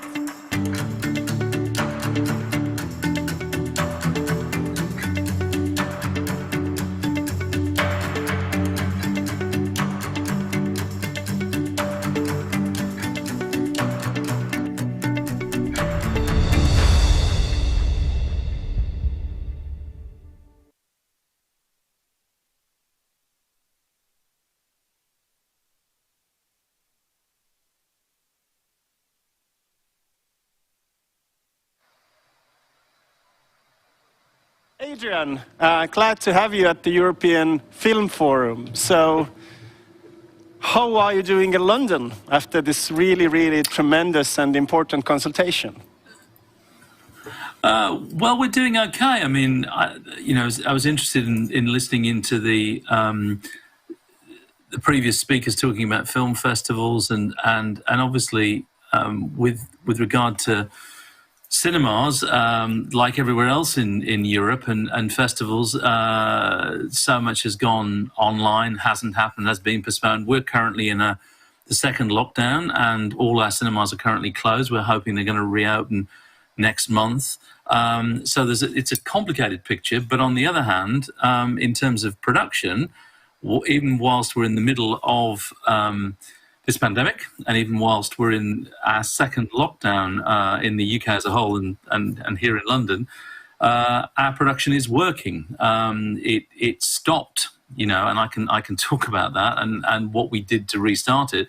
But the restart has meant that, and what we put in place has meant that the government allowed us to carry on shooting right the way through the previous restrictions and the current lockdown that we're in. So the overwhelming majority of film and television production in the UK, something like 85–90% of it, is working. So if I probably continue maybe these slides and sort of work through that really in terms of explaining a bit more about it. I think on the next slide that's going to come up in a second. Yeah, I mean, pre-March 2019 up until March 2020, as you alluded to in that kind introduction, I mean, we were in an incredibly strong place in the UK with a huge amount of production, generating something like £3.5 billion worth of inward investment. That's aside from domestic television and independent film. And of course, with the pandemic, in the second week of March, billions of pounds worth of production, which is either about to start or had started, was suspended, frozen, suspended, postponed.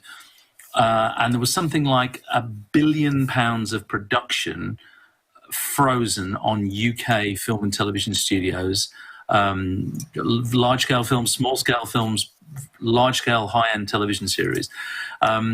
And obviously, we worked, as many European film agencies did, to try and ameliorate and work with the government the impacts of that real economic dead stop, on the impact on the companies, the impact on the businesses, and particularly on the employees. And obviously, we had hundreds of thousands of freelancers, pretty much full-time, full-scale employment in the UK, and it stopped dead. And all of a sudden, nobody had a job, and we went from full employment to no employment. And so our first move, working with the British Film Institute, there was a big COVID task force set up with 3 groups, and we were charged really with recovery in terms of production and what could we do about that. The thing was that we embarked on this gigantic consultation exercise. And the consultation exercise took in every facet of the UK film industry, the entire workforce, all the production companies, all the guilds, the stakeholders, and married that with an intense consultation with government, because government were in the process of drafting new health and safety guidelines to try and make it safe for people to live and work. And we had to sort of put the two things together, really, which is why we talked across Europe to different agencies. We talked across the world to all the stakeholders, the individual studios, the streamers, the VODs, the broadcasters, to get all their input into what became incredibly granular guidance, health and safety protocols that was signed off by pretty much every department of government, our public health system, the scientific experts, the medical experts, all the different channels of government, our health and safety executives signed it off. And we basically had a marriage between every sector of the industry coming together and speaking with one voice, which we coordinated together with government. And we produced guidance, which was then, I mean, it took us, the best part of sort of two and a half months. And we published that guidance on the 1st of June.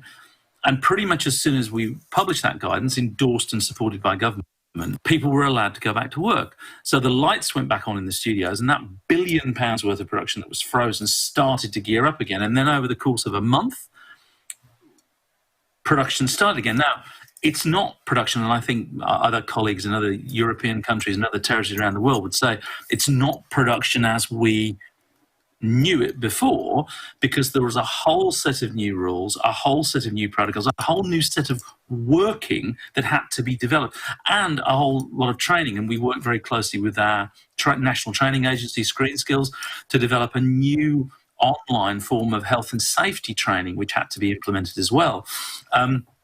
But it did mean that production started again, went into pre-planning. We started to see film and television programs reshooting from July. And then basically the overwhelming majority of freelancers who had been unemployed for months went back to work. But that still wasn't enough. With some of the size and scale of the productions that we had, we also needed to ensure that we had certain quarantine exemptions so that people could come from different countries, high ends, particular talent, working safely within very, very strict guidelines. So we agreed with the government some quarantine exemptions. And then there was still the question for a large amount of product, domestic and independent film, and some multi-part funded production, of insurance, and the lack of insurance to cover shutdown in the wake of COVID. So again, working with government, with our trade bodies, PACT, with the BFI, we worked with government, and government agreed to provide an insurance, essentially non-insurance scheme, an indemnity scheme.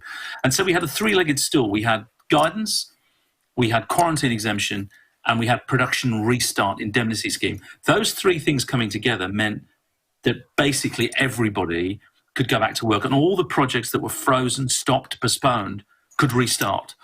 And that's what's happened. And because the film is added to that really relentless test and trace processing, where test centres were built, private test centres were built on film studios, film crew are being tested and traced sometimes twice or three times a week. It meant that film and television became one of the most secure working environments in the UK, and in fact probably on earth. And in fact, film crews have commented that they feel safer on a film set or on a film location than they do walking around normally, because there's so much safety protocol that's been implemented. Now, what does this mean? Well, what it means is that we can work. What it means is that our economy is starting to generate billions of pounds again through film and television, and our governments, national and regional, have worked with us because of how much that means for employment, how much that means to a really desperately challenged economy in the UK. The challenge, the difficulty is that film and television takes more time and more money and more effort to make, because when you're wearing personal protective equipment, when you're doing more testing and tracing, when you're doing more training, health and safety training beforehand, when you have to potentially modify scripts, shorten series, change the nature of plots, get rid of particular kinds of crowd scenes. When you're doing all of that, it means a lot more work is actually necessary to make something. And making film and television is never easy, but it's suddenly got a hell of a lot harder. Nevertheless, because of the ingenuity, the creative talent across, I think, all our industries, not just in the UK, but across and in the UK, people are working around this. People are finding ways to make films and television. And I have to say that every example I've seen that has been shot since the pandemic, you wouldn't know the difference. You wouldn't know the conditions under which the crew is working under, because it's been so successful, the way in which the crews, the creative talent have responded to this extraordinarily difficult challenge. So it is possible. And I'm of course, I'm hoping, like everyone else, that basically what will happen is that the necessity for some of these measures will be ameliorated with vaccines, with changes, and that as the pandemic recedes, some of these measures will drop away. But I also think that we're going to see some permanent changes as a result of restarting. I think we'll see less location shooting because it's better for the environment. Environmentally sustainable production travels less, and the traveling less also costs less. I think the fact that people will do more studio shooting, more virtual studio shooting using more digital production. I think you'll see more smaller scale and more intimate stories amongst certainly domestic and independent film that don't require those size of logistics. I don't think it's just a temporary thing that there will be less people going onto set and that only people who are really essential to be on set will go on set and other people will stay and work remotely. And that's, again, a good thing for travel, for access. So I think that whilst it's very difficult, whilst it's been very hard to restart production, the production will actually benefit from that because it will probably, in some senses, become cheaper. It will become more cost effective. It will travel less. It will be more environmentally sustainable. And it will be a new hybrid, a new development. In that context, we believe that there is a massive prize for the world's film industries and television industries, which is demand for content has not gone down during this period. We at the British Film Commission in London, Film London, were given an enhanced remit because the demand pipeline was turned off. But it's turned back on again now, and we're seeing levels of demand for what we do, content commissioning, go skyrocketing back up again, just in a few short weeks and months. And what we need to do in the UK is respond to that with more infrastructure and more skills. And this slide is actually just outlining how we've had our remit enhanced by the government because the government's realised what we bring in terms of growth, potentially growth that will actually increase the value of our industry, potentially doubling it over the next 5 years. And I think that's not just an opportunity for us, but that's an opportunity for the whole of the world's film and television community, because people want this content, and notwithstanding anything else, the platforms are commissioning more because they have more subscribers, more eyeballs, and that means that production will actually become bigger and bigger and bigger over the next 5 years. I don't think the growth curve is going to disappear. That's why we've been given this remit to develop, if more, infrastructure in the UK and work with our partners to also develop more skills, more employment for the UK as a result of film and television. And as I said, and this is just confirming it, the streamers and high-end television are leading this global opportunity. So we have to restart production. We have to restart it in the way we've done, safely. We have to care about our crews, our staff, the well-being, the mental and physical well-being of our employees, and protect everything for the public, because the prize is fantastic. The global content demand opportunity is fantastic. And these are just easily available figures that I'm showing. And the pandemic might have interrupted them, but it's not going to affect the underlying strength or the underlying interest in these budgets going up. This is, for us, ironically considering the pandemic, a moment of expansion which we want to grab that prize and develop our industry even further.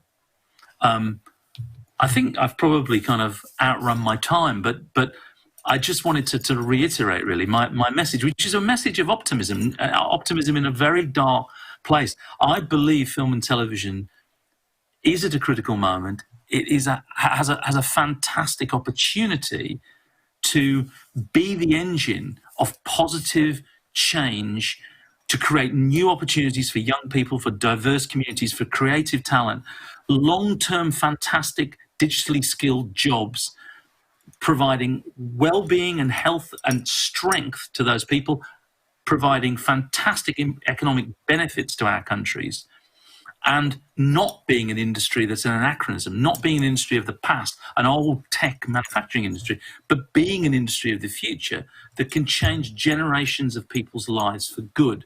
That's why it's so important to have restarted production.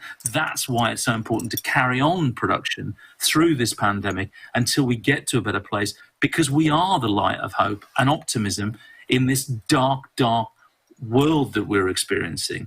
And we're doing things and making things that people want, that illuminate, enhance, and enrich their lives. Thank you. Thank you so much, Adrian. AC, I'm going to steal that question. Give it to me. Adrian, I've been just, having seen that conversation with you about a month ago with colleagues from Germany, I was literally floored, both by the breadth of work that you have undertaken over the summer to I don't want to say revitalize, but bring this industry back that's so intrinsic, for Britain. And we do have several government stakeholders listening actually or tuning in today. And I think the point you made really clearly about the contribution that this industry and this complexity brings to the economies is absolutely tremendous. And it seems that obviously there's a lot of priorities around, and it's very easy to brush things under the carpet, but this industry, from your case, it really matters and it really kind of contributes. If I may ask you one critical question, and I hope the Estonian stakeholders and the European stakeholders who see in this conversation take notice. I mean, what was really the kind of I would say the single stepping stone where the British government was ready to take these really bold steps, as you said, in terms of creating safety protocols, in terms of creating this sort of free movement and etc. What was the kind of the single take where suddenly film industry was a priority in comparison to I don't know. Defense industry, for example, if I make something on top of my head, right? What was the kind of the key message and what sort of made this amazing work to go through? I think that one of the key messages, and actually it comes through in a report recently that's been published by Olsberg SPI, which is about the global recovery of the film industry, is that we were able to demonstrate, and it happened actually in the economic crash of 2008 as well, we were able to demonstrate that as an industry we're incredibly agile, and it was possible to put people back to work much, much more quickly than most other industries, and even more critically, put them back to work, but start generating millions, nay, billions of pounds worth of revenue very quickly, because the demand was there. And because we could empirically show them, well, look at the amount of money that's been generated to UK PLC in the past year, look at what we've estimated in terms of demand. And we did a confidential analysis talking to the big companies about, well, if space and skills wasn't an issue in the UK, how much more would you invest? And they said they would essentially double their investment in the UK if we had the infrastructure and skills to meet that demand. And government realised that also these jobs, as I said, they're not going to be destroyed by automation. These are long-term career jobs. There are real shortages already in the UK film industry that we have real jobs for people to go into. And I think that when they looked at it and saw the speed at which we could go back to work, the money we could generate, they realised that we're not a Cinderella industry. We're not just and that whole cliche of, oh, this is a bunch of very glamorous people who just pop in, shoot it for a little while and then disappear again.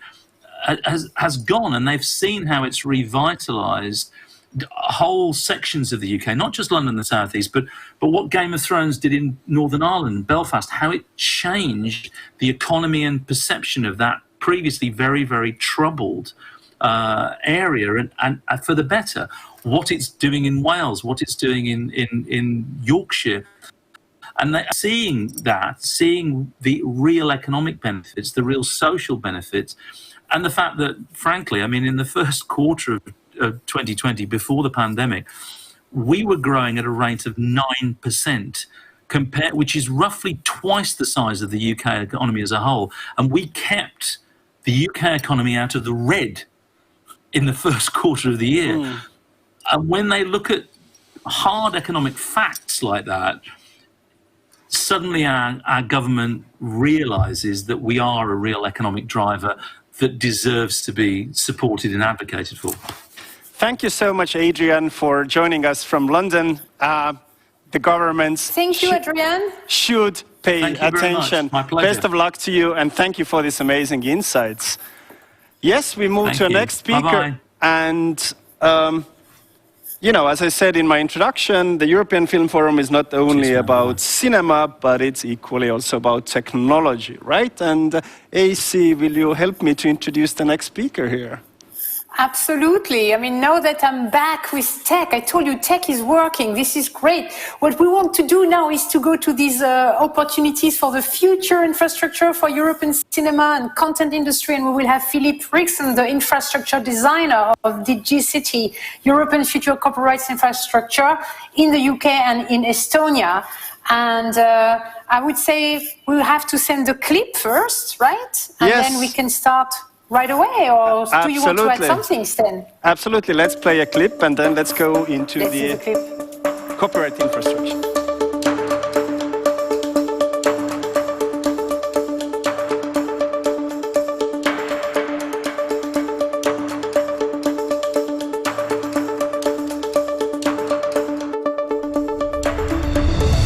Hello, Philippe. Thank you for joining us. And as I said before, Tallinn is a place for putting out bold ideas, and I think if the kind of European tech future, as we saw from the presentation of Martin in the beginning, is really become a key priority, and digital is also becoming a key priority, then you and your colleagues have actually been working on a problem that, as far as I remember, was like pretty much considered like unsolvable, and it was a territory where no person wanted to go before, and it's all about the copyright infrastructure. And in about the past year or so, you've been working on a very, very ambitious project that brings European technology, European policy, and actually European big industry in terms of content to build something that will inherently and hopefully revolutionize how we think about copyright. So welcome, Philippe.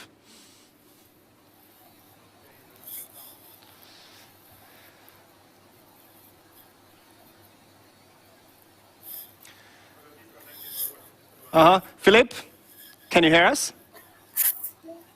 We've lost your sound, so we talk about technology and it doesn't work. So could you try to kind of restart your system and check if your microphones are working? So, yeah, so let's close the magical window of the browser and come into the session again. Yes, the wonderful thing about talking about technology when technology quite often doesn't work, but as I said before, I think one of the interesting things really about this year has been the fact that we have been very good at actually adapting to different technological tools. When, for example, we were producing the Cannes Film Festival in early May, I was quite stunned that suddenly at our disposal we have infrastructure that can connect people literally from Los Angeles to New Zealand and etc. But whilst Philippe is trying to get back into our call, AC, let's kind of do a few takeaways. Yes. You know, what I think today has been so laden so well with different types of insight. What have been like the topics that kind of resonated with you, really?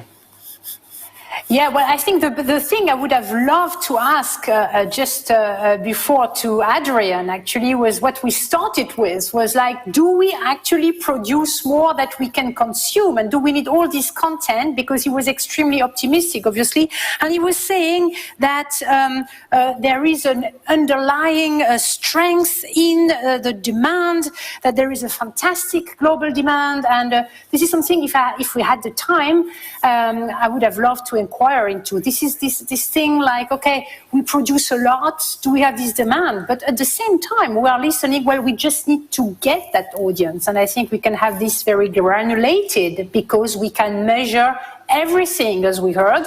So this is something which will give us the bridge to the audiences, and there are new ways in the marketing ways with the tools we have, which are allowing to build that bridge, right? Yeah, and of course the big question then is like, how do you actually make that yes, you know, how to kind of reconfigure the value chain, and on what kind of platforms and what kind of remuneration you make it accessible. Philippe, I think we have you back, and remuneration, it's the word that I can't never spell, but you do. Glad to have you join. Can you hear me? Yes, we can hear you perfectly, so technology works. Let's talk about the European copyright infrastructure, a very bold step to kind of realize how these monetary transactions are happening. So please. So, here we go again, and I'm using my magical wand. I hope it works. Not yet.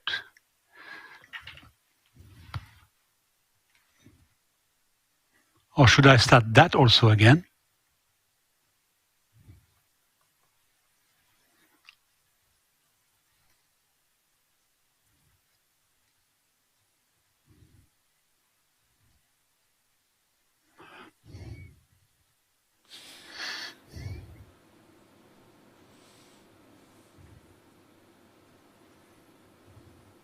Meanwhile, we're working on your slides. Let's get it going. So tell me, where did the idea for the new European copyright infrastructure begin? And we have your slides as well, right? Yes, and now we work. Okay, fantastic. So here we are with the simplest value chain when it comes to producing films. And we have heard earlier today the question, why do we need festival? So why are those producers and distributors meeting? Well, obviously, it's to celebrate cinema. It is to have those cultural celebration, those prizes, those awards, those parties. But let's face it, it is also to buy and sell. And so we have producer meeting distributors. Of course, we also have some creators. We have some member of the audiences. But basically, a festival is a marketplace. And who says marketplace means that beyond all those private screenings and interesting meetings between human beings, we need to have licensing. The license is the basic contract in the film industry, and when a license is signed between two parties, then comes the moment of distributing the films, either for exhibition or for streaming, and then people need to be paid. And that is one issue. Because to pay people, you need to know who did what and who owns what. And that seems to be an easy question, but trust me, it's a very, very complex matter. And we are now at an extraordinary moment to try to solve the issue. Why? Because we have in Europe, for the last 2 years, a tremendous momentum from all the institutions to solve the problem. It started with a new directive on copyright, and I say new directive on copyright, but that directive on copyright is based on a tremendous acquis communautaire, so on several layers of legislation which have been taken in the last 10 years or even 20 years. So, and that was one thing. Then, and that of course was a ratification by the Council and the Parliament on a suggestion of the Commission. At the same time, so more or less at the same time, at the Council, there is a working party on copyright, and that working party launched the concept of copyright infrastructure, which means technically they took over the concept which was announced at WIPO a few years ago and started to precise what the objective of such a copyright infrastructure should be, and not only that, not only the objective, but also a little bit speaking about the approach, how it should be built. And that was at the end of 2019. Now, at the end of 2019, something else was cooking slowly at the Commission, to be precise, at the European Blockchain Partnership. That is a partnership aiming at developing a European blockchain service infrastructure. Why is that relevant? Because when they started with use cases which are all relevant for copyright. Notarization, certification, self-sovereign identity of the rights holder, and trusted data exchange. And recently, they even confirmed that this European blockchain service infrastructure has something to do with the tracking of digital records and the rights associated to them. And that was 2019. Then in 2020, just before the pandemic, on the 19th of February, Thierry Breton announced the EU strategy for data. And interestingly, in that EU strategy for data, he mentions common European data space. So let's keep that concept. We'll come back to that. Common European data space. Then, of course, we were all hit by COVID-19. And very early, the European institution started to speak about a recovery plan.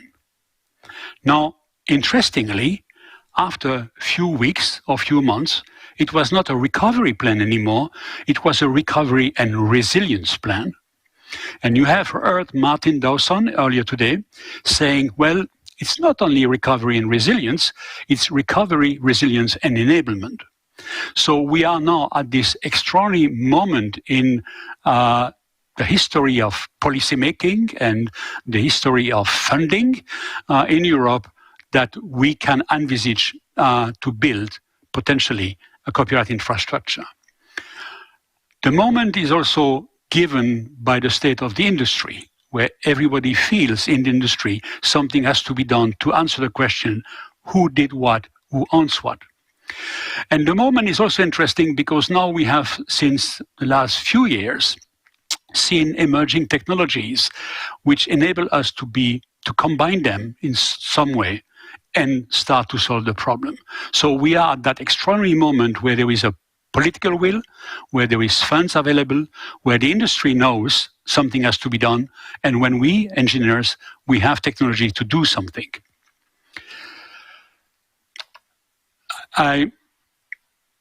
This is the complex slide, so you will get only one complex slide. But imagine one moment that a creator can declare their rights in an open registry, and they declare their right, and then this open registry basically does one thing. It binds immutably the identity of the creator with the identity of the product. So at that binding, I can hook metadata, which means I can hook information about that content or information about that rights holder. And that would be a fantastic thing if, having declared my rights to that infrastructure, I, creator or rights holder, gets an attestation that I've done so. Now imagine this thing being open and public, and anybody else could query that infrastructure to check or to get the answer to that famous question, who did what, who owns what, and those people would receive trustworthy rights management information.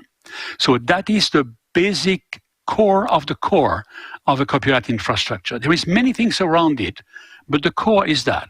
The core is to bind immutably the identity of the rights holder, the identity of the content, and to be able to hook at that binding a lot of information about the content and the rights holder. So that is what we plan to do. And we started to speak about film festival. I mean, film festival, we celebrate films, which means basically we celebrate ready-made product. But people don't come to film festivals only to see ready-made films. They also come to meet. And when they meet, they share not only ready-made films, but also ideas. So things which are extremely early, and most of those ideas will sadly die on the way, but few of them will be kept. And that is what very roughly happens. You have a creation funnel where tons of ideas, here I wrote 99, are coming in that funnel. People start to co-create, to co-produce, to co-fund, and at the end of that funnel, one new fantastic film will appear. Now, this is nice, but that shows another requirement for infrastructure in Europe, which is a requirement to get platforms for collaboration. And a platform to collaborate on ID also has to track who did what, who owns what. So you see that basically, if I summarize extraordinarily, tracking the who did what, who owns what on a ready-made film is a similar question on the ideas for a film or the format for a film, etc., etc. So there is a strong connection between a platform stricto sensu for copyright and a platform for collaboration. So already two types of things we are dealing with here, ready-made film and future film. But in reality, in Europe, we also deal with a third sector in the film industry, which is our catalogs, our heritage, and sometimes even things which are orphan work, so we don't even know exactly where it's coming from. And that is another thing that our potential infrastructure, European infrastructure for the film industry, extendable for other content industry, has to care about. So not only the new film that you see in Tallinn tonight, not only the ideas that you discuss in Tallinn tonight, which will in a year, in 2 years, in 3 years, in 4 years, come to a new film, but also our catalogs, extremely rich catalogs and heritage. And here we also see a lot of activities in Europe trying and succeeding to collect those information and to present those information to the professional and to the audience at large. So typically we have Lumiere VOD, which is, as almost the name says here on the screen, a directory about films, European films. We have other similar idea, like the European Collection, which is a partnership between 5 TV producers to collect documentaries, reports, etc., about current European affairs.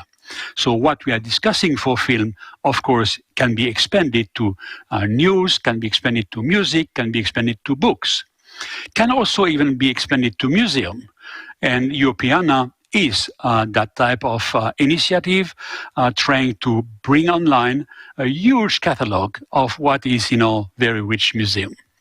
So those are the 3 major things that a common European data space should care about. The answer to the question, who did what, who owns what? So that would be a copyright infrastructure that would protect creators' moral and material rights. Now, let's look at this. We look at this in 2020. It means that we look at protecting creators' moral and material rights if the creators are top professional, or even if they are user bringing online user-generated content. So we will not correctly build an infrastructure which is not serving absolutely everybody. That's one. The second thing, as I just explained, is that we need to support cross-sectoral collaboration. And when we support cross-sectoral collaboration, or collaboration within a sector, we need to think immediately that everything which is going in that creative funnel is worthy of intellectual protection. And last but not least, such infrastructure needs to allow everybody, professional or so-called consumers, to access new releases, catalogs, and our cultural heritage. Thank you. Wonderful. Sten, are you back with us? I am back with you, but... Sten, are you back with us? No? Okay, thank you very much, Philippe. But in any case, that was really interesting, I must say. You cannot hear me either. Yes, we can. Philippe, can you hear me? Yes, I can hear you, Sten. AC, there's something really on your sound line today. I have to take... I can hear you wonderfully. Strange. Philippe, I have a question for you. So, what are the next steps? You know, like in Europe, we really have a bad habit of talking about things and talking about proposals and etc. What you showed us today is already in the works. How much can you tell us about it? And what would be kind of your call to action to the film industry? So, and it also, I have to say, it connects Estonia in a very, very interesting way. Yes. So, well, what is first of all, many people are working on this, right? And the European Commission and the Council are working really well, I must say, on blueprinting what has to come. I mentioned the Working Party at the Council, which will no doubt, under the Portuguese presidency, boost where they left it, if I can say so, with the Finnish presidency in 2019, so this stock-taking document on copyright infrastructure.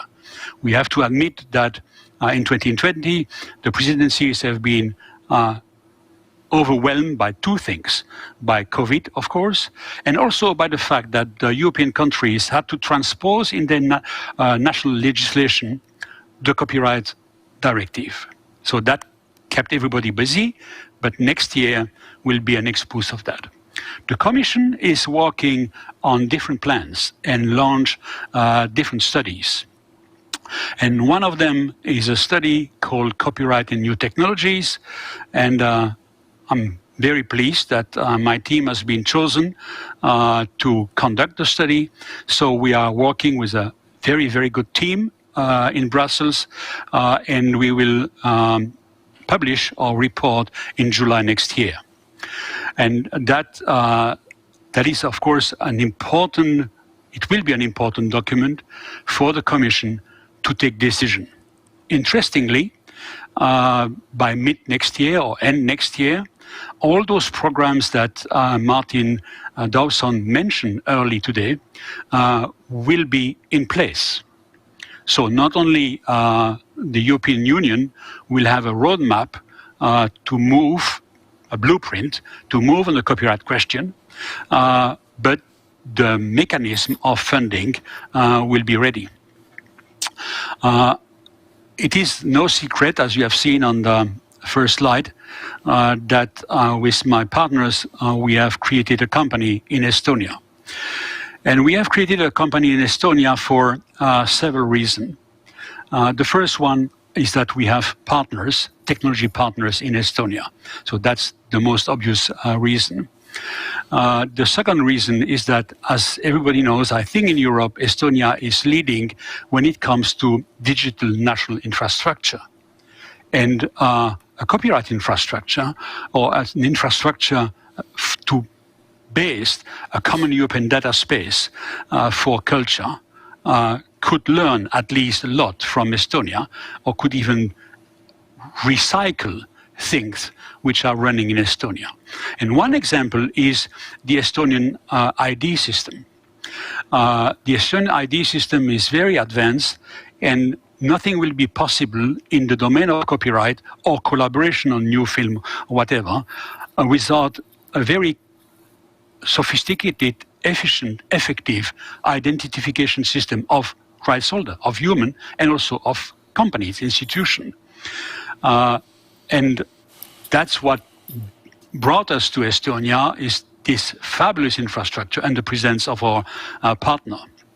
And in the recent months, we have discussed with some ministries, we have discussed with the key potential partner in the music industry, and we are starting to work, which means that we are building the core of the core that I presented to you in this little complex slide.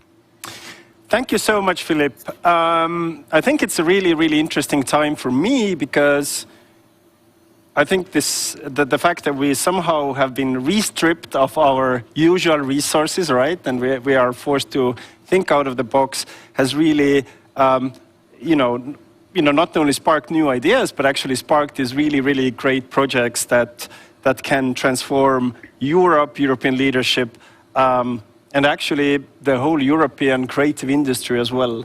So thank you so much for joining us. Best of luck to the project. Thank you, Stan. Thank you, everybody. Please do keep a keen eye on this, because in a way it's super exciting to see that this is not somebody's business idea, but actually it's a bigger project that brings together the private sector, the different interest parties around copyright, and of course the European tech community as well. AC, have we managed to hack your line? I wonder. Yes, man, I had also a question to Philip, but he cannot hear me. I wanted to ask him also I can hear you now. Yeah. This is fantastic. Okay, good. Tech works. I told you at the beginning. I wanted to ask you, of course, about a lot of what you've been saying applies to blockchain, right? So, okay, you got. Now I'm going to be the chief time officer. 30 seconds for an answer. Nah, it's okay. It's okay. No, don't worry. It's fine. We will take it offline. Yes. Yes, exactly. Let's meet in the tech room. Yes. And that's actually a very good reminder of people joining the online networking after the EFFT. But we are shortly coming to a close, and we have one more conversation. Exactly, because now you're going to take a nice fireside chat together with Robert Walcott. He is adjunct professor of executive education, co-founder and executive director of the Kellogg Innovation Network in the States. And basically, he's the co-founder and the chairman of the World Innovation Network, the twinglobal.org, which is a global community of over 2,000 innovation and growth leaders from over 30 countries, and across sectors, which is business, government, the arts, academia, even defense. So I think it's going to be a really nice fireside chat, because he's also an early stage investor. So Stan, you're going to have fun. Let's play the clip, right?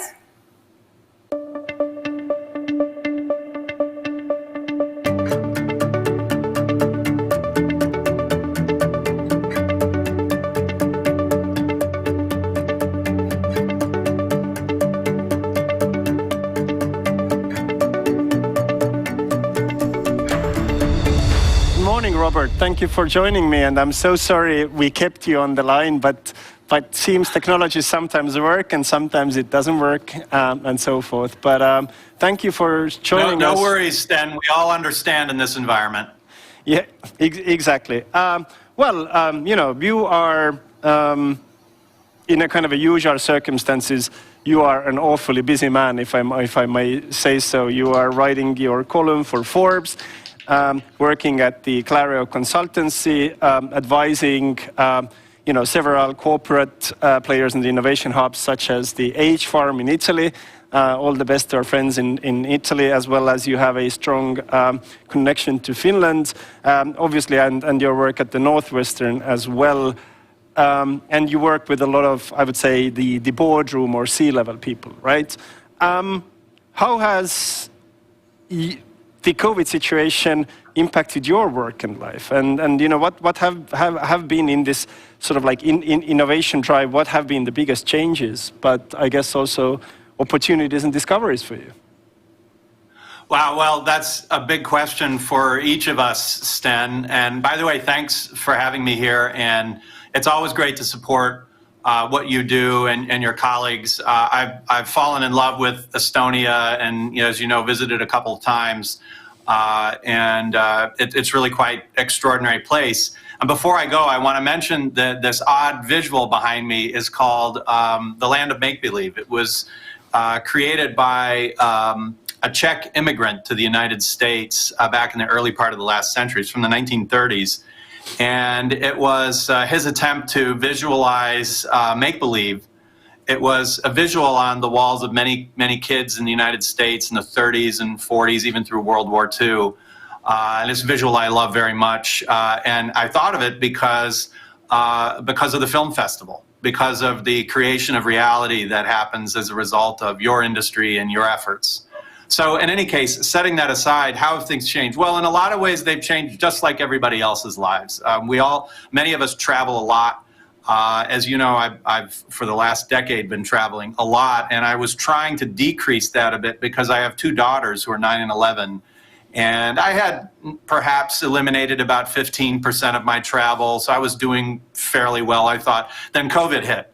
And now I've been home every day. Every night I'm home for dinner with the family, and that's been a blessing. It's something that I have to say, could not have done on my own, and I'm thankful for that. But beyond that, though, I look at this period as both reflection and projection.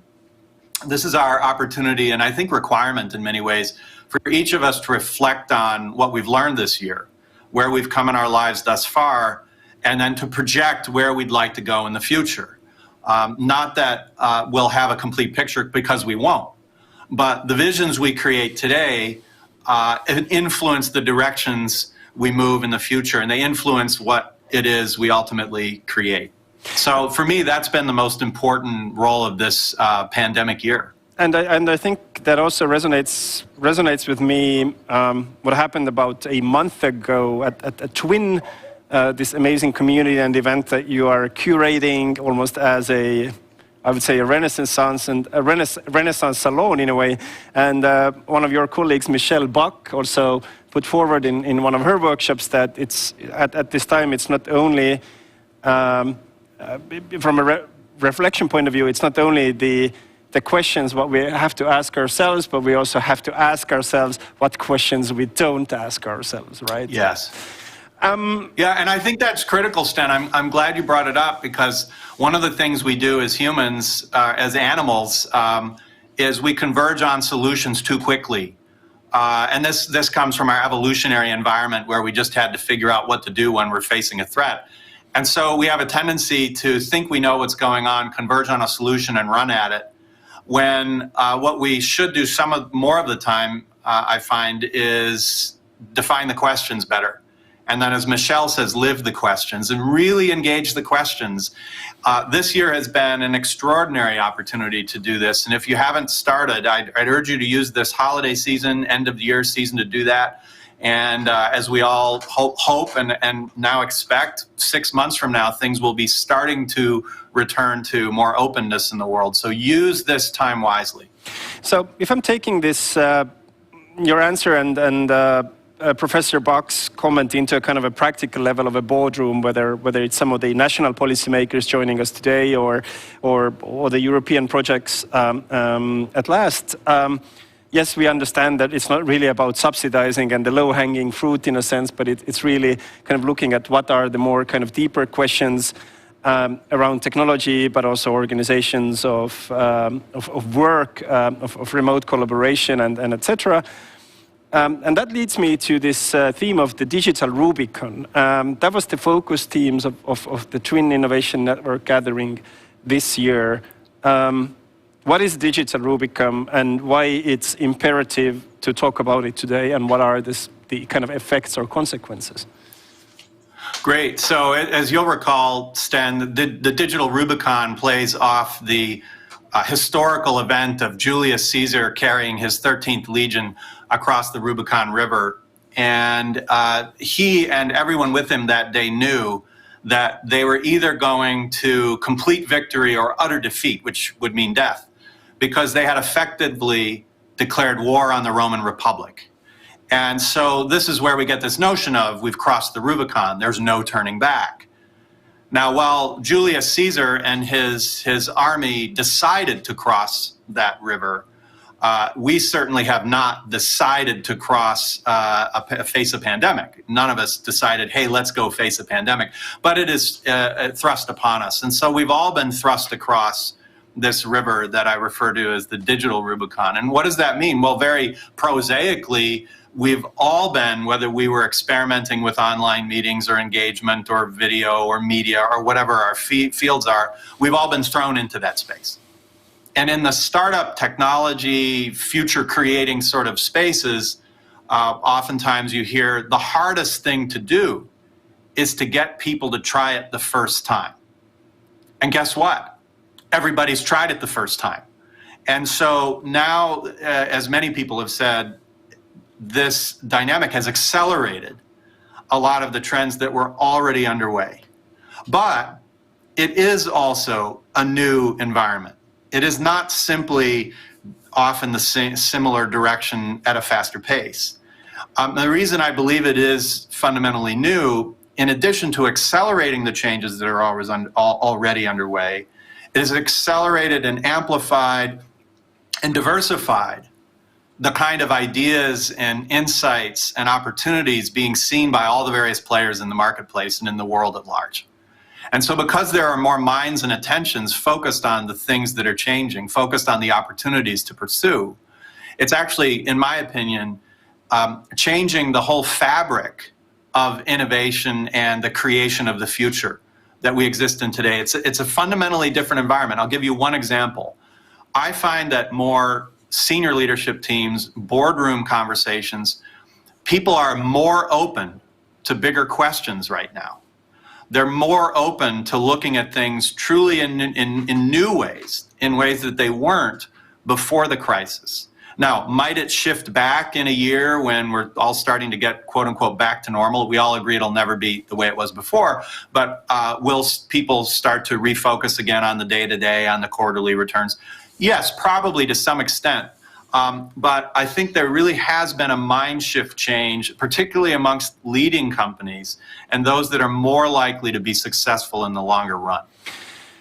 So if I may quote you, you've written, quote, "We today face two colliding threats, viral and geopolitical, with at least one common partial answer, and local resilience," end of quote. And I believe you addressed the United States, which is in a very dynamic and flux state. But I think this notion is equally varied for Europe as well. Perhaps not so drastically and not so visibly, but we do understand there's a lot of threats. But there is an underlying notion of resilience. Resilience and foresight. Two new skills, I guess, for the future, if I take my own personal takeaways from the digital Rubicon. What it takes to develop resilience and foresight? Well, I think it's important to not just focus on resilience, which I think has been underscored, the importance of which has been underscored by our experiences this year. And many people, like not just myself, but for instance, Mark Carney had an exceptional editorial in The Economist early on in the pandemic. I encourage you to go and take a look at that.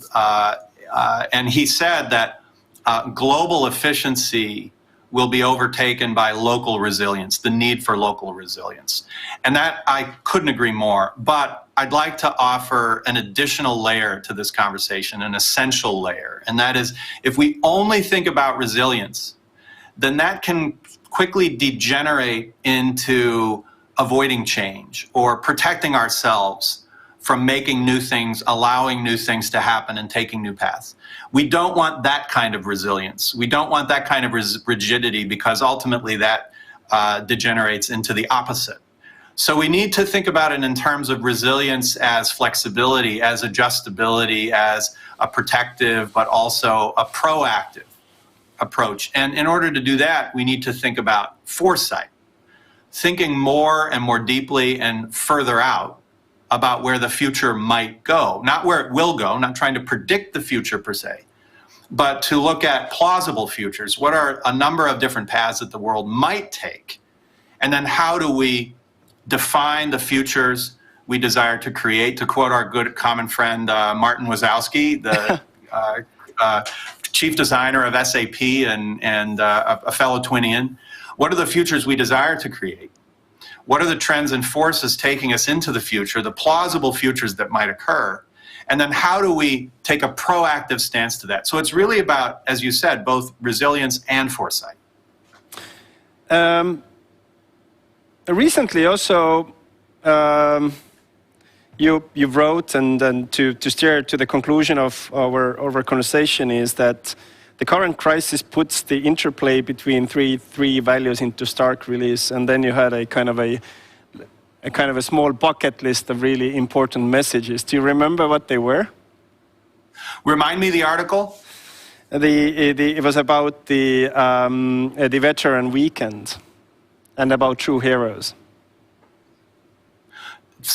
I'm sorry, the audio was blacking out. It's about what? So I just wanted to bring to the end the point of human potential as the greatest untapped asset, and we have also talked about that as well. That's it's not anymore about technology, but it's also about actually the new human capacity that is the most critical asset right now.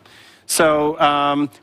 In the context of foresight and resilience, how do you see basically the nature of work, the human leadership, and the human capacity in general changing? Well, I'll answer that in a sort of a grand scheme way, and we can go into detail if you want. But the long-term trend of this century is a world where technology can increasingly do anything. Now, we could argue about what anything means. I'm being a little bit provocative, but I do actually mean technology can increasingly enable us or foist upon us nearly anything. And so the critical question for each of us, each individual, each city, nation, corporation, startup, entrepreneur, artist, etc., the critical question for each of us becomes, what should we do and why? When you have the potential to do or create anything, the essential question then becomes, what should we do and why? And this is a question of purpose. And I'd like to point out that probably none of us have been prepared in school, in university, in our first jobs, in our careers, for asking the question, what should we be doing and why? Beyond prosaic things like we need to make more money or sell more or have a bigger audience or whatever it is. Those are all really important questions, by the way.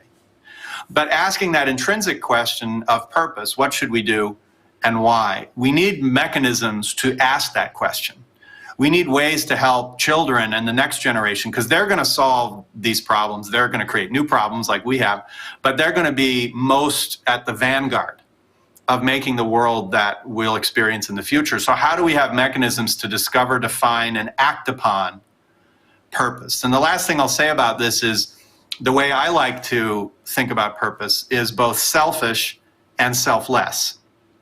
What do I mean by this? Well, we often assume that if you're talking about purpose, you must mean something wonderful like saving the environment or helping children or things like this. And these are all essential. These are great.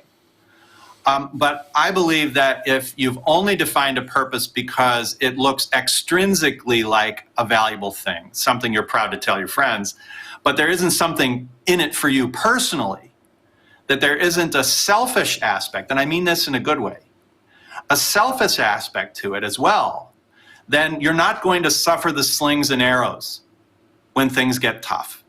And any great purposes, any great objectives of creation, of development, of building, of change, require true commitment and will cause you to face adversity. And so I believe that the best thing we can do for ourselves and each other is to help each of us find purposes that are both valuable to the world, but also valuable to each individual so that they stick with it and make it happen. Thank you, Robert, for these thoughts. So it is about resilience, it's about foresight, and it's about purpose, both on the selfish and the selfless edge. And I think that's something that can truly steer us out of this crisis and unlock the human potential. Robert, you've started a few wonderful traditions at the Twin. One was about the medal, or the coin, which I hold very dear. But at the end of this year's Twin, you asked your key speakers one word. What would be that one word for you? Well, I think you already know it, Sten. It's been my word for a long time. You can share it too. I just use it for myself. Please. It's synchronicity. Synchronicity. At Twin, we say never leave serendipity to chance. And so engaging like in things like this, engaging with people like you and your colleagues in Estonia who get out a lot, who see the world in new ways, who do things. And by the way, Sten, part of the reason I've been so excited about engaging with your country is I see a place that is extraordinarily creative, that looks at the world in multiple ways, but is also, and this appeals to my Midwest US sensibility, is also pragmatic and effective and get stuff done. So it's one thing to have big ideas and get crazy. It's another thing to then make things happen in the world. And that's really exciting. So synchronicity is serendipity, but at another level. And it was a word generated originally by Carl Jung, or at least defined as we define it today, which basically means purposeful serendipity, or uncovering the purpose, or identifying the reasons, the purpose underneath serendipitous events and where they might take us. So synchronicity is the word that I think about a lot. Thank you so much, Robert, for joining us today and for this very, very powerful and thought-provoking insights. I wish all the best to you, to the family, to the Twin community, to Chicago, and obviously to the United States in general, because we are all together in this globally as well. Thank you so much. Thank you, Sten. I hope we in the United States can do a little better the next 4 years. Super. Thank you, Robert. AC. Yes. So this is it. I have my notes. I think today was, I looked some of the comments of over 500 people who actually tuned to our live stream today, and there were like quite a lot of feedback on these great ideas that were quite thought-provoking today. So it was very informative. It was outlining some very new perspectives for Europe on behalf of the European Commission as well. We looked at some bold infrastructure plans, data, and so forth. You know, if there would be 3 to 5 key takeaways to you from today, what they would be? There was really so much. I have a hard time to give you only 2 or 3 takeaways, but let's make a very, very fast. I think that what we heard at in the very last talk together with Rob was like people are more open to bigger questions. And after everybody was in the same situation, to do things for the first time in a new environment, even if these things were not completely new. So what's interesting is if they are open to bigger questions, I relate this to the very beginning of this conference, where Martin was telling us autonomy and identity are at stake. And it is the cultural diversity and democracy which is at stake, which was actually evoked right now. And not only in Europe, but everywhere, right? Absolutely. This is what basically Rob was telling us. So this is my first takeaway. It is about bigger questions, and I think we're all aware of this. That why do we do that? Because we know and we feel it is important to reach these spheres of the bigger questions, especially after what's happened. What about your first takeaway, Sten? Oh, there's been so many, and I think that in a way we are being challenged in this industry quite a lot, but we see that in many ways some of the bigger policy mechanisms are there. The kind of the opening mindset is there from technologists and the boardrooms as well. We kind of see actually that a very, very rapid pivot in the industry is possible, what Adrian said, right? I mean, in a kind of a sense that the content industry is not really an ill child, but it's really a viable part of our identity and economy and so forth. So we have to kind of prioritize it as well, because there is definitely a cumulative aspect. Obviously, I think regarding the festivals, we see that, yes, the industry is ready to adapt, but we need some, kind of pushing or supporting mechanisms in there as well. But if I may conclude, yes, for me, I think it really comes down to what Robert said as well. It's about purpose. And I think in these times where we are confined to our homes, it's very, very important to ask what is the purpose for Europe, what is the purpose for industry, and what is the purpose for ourselves. Absolutely. And I guess on that note, I would like to say thank you so much for AC. We managed to conquer the technology. Thank you so much, Wendy, for co-moderating the other panel. Thank you, the technical team who has fought the challenges throughout this European Film Forum. And thank you, of course, the European Commission and the Black Nights Film Festival, who have been the great partners in helping us to bring this European Film Forum back to life, and obviously great speakers and leaders all over the world who joined us today. Before we close this Film Forum, please do join us in the little type of an after party that starts in a few minutes in our networking platform. Yes, you can see it here. The link is in the chat. The link is in the chat, and it's called Spatial Chat. So come in. Some people are already there. I will actually go and play some records, which I used to do a long, long time ago. And to conclude, thank you again for tuning to the live stream, and see you here at the European Film Forum in 2021. Thank you so much, and have a good night.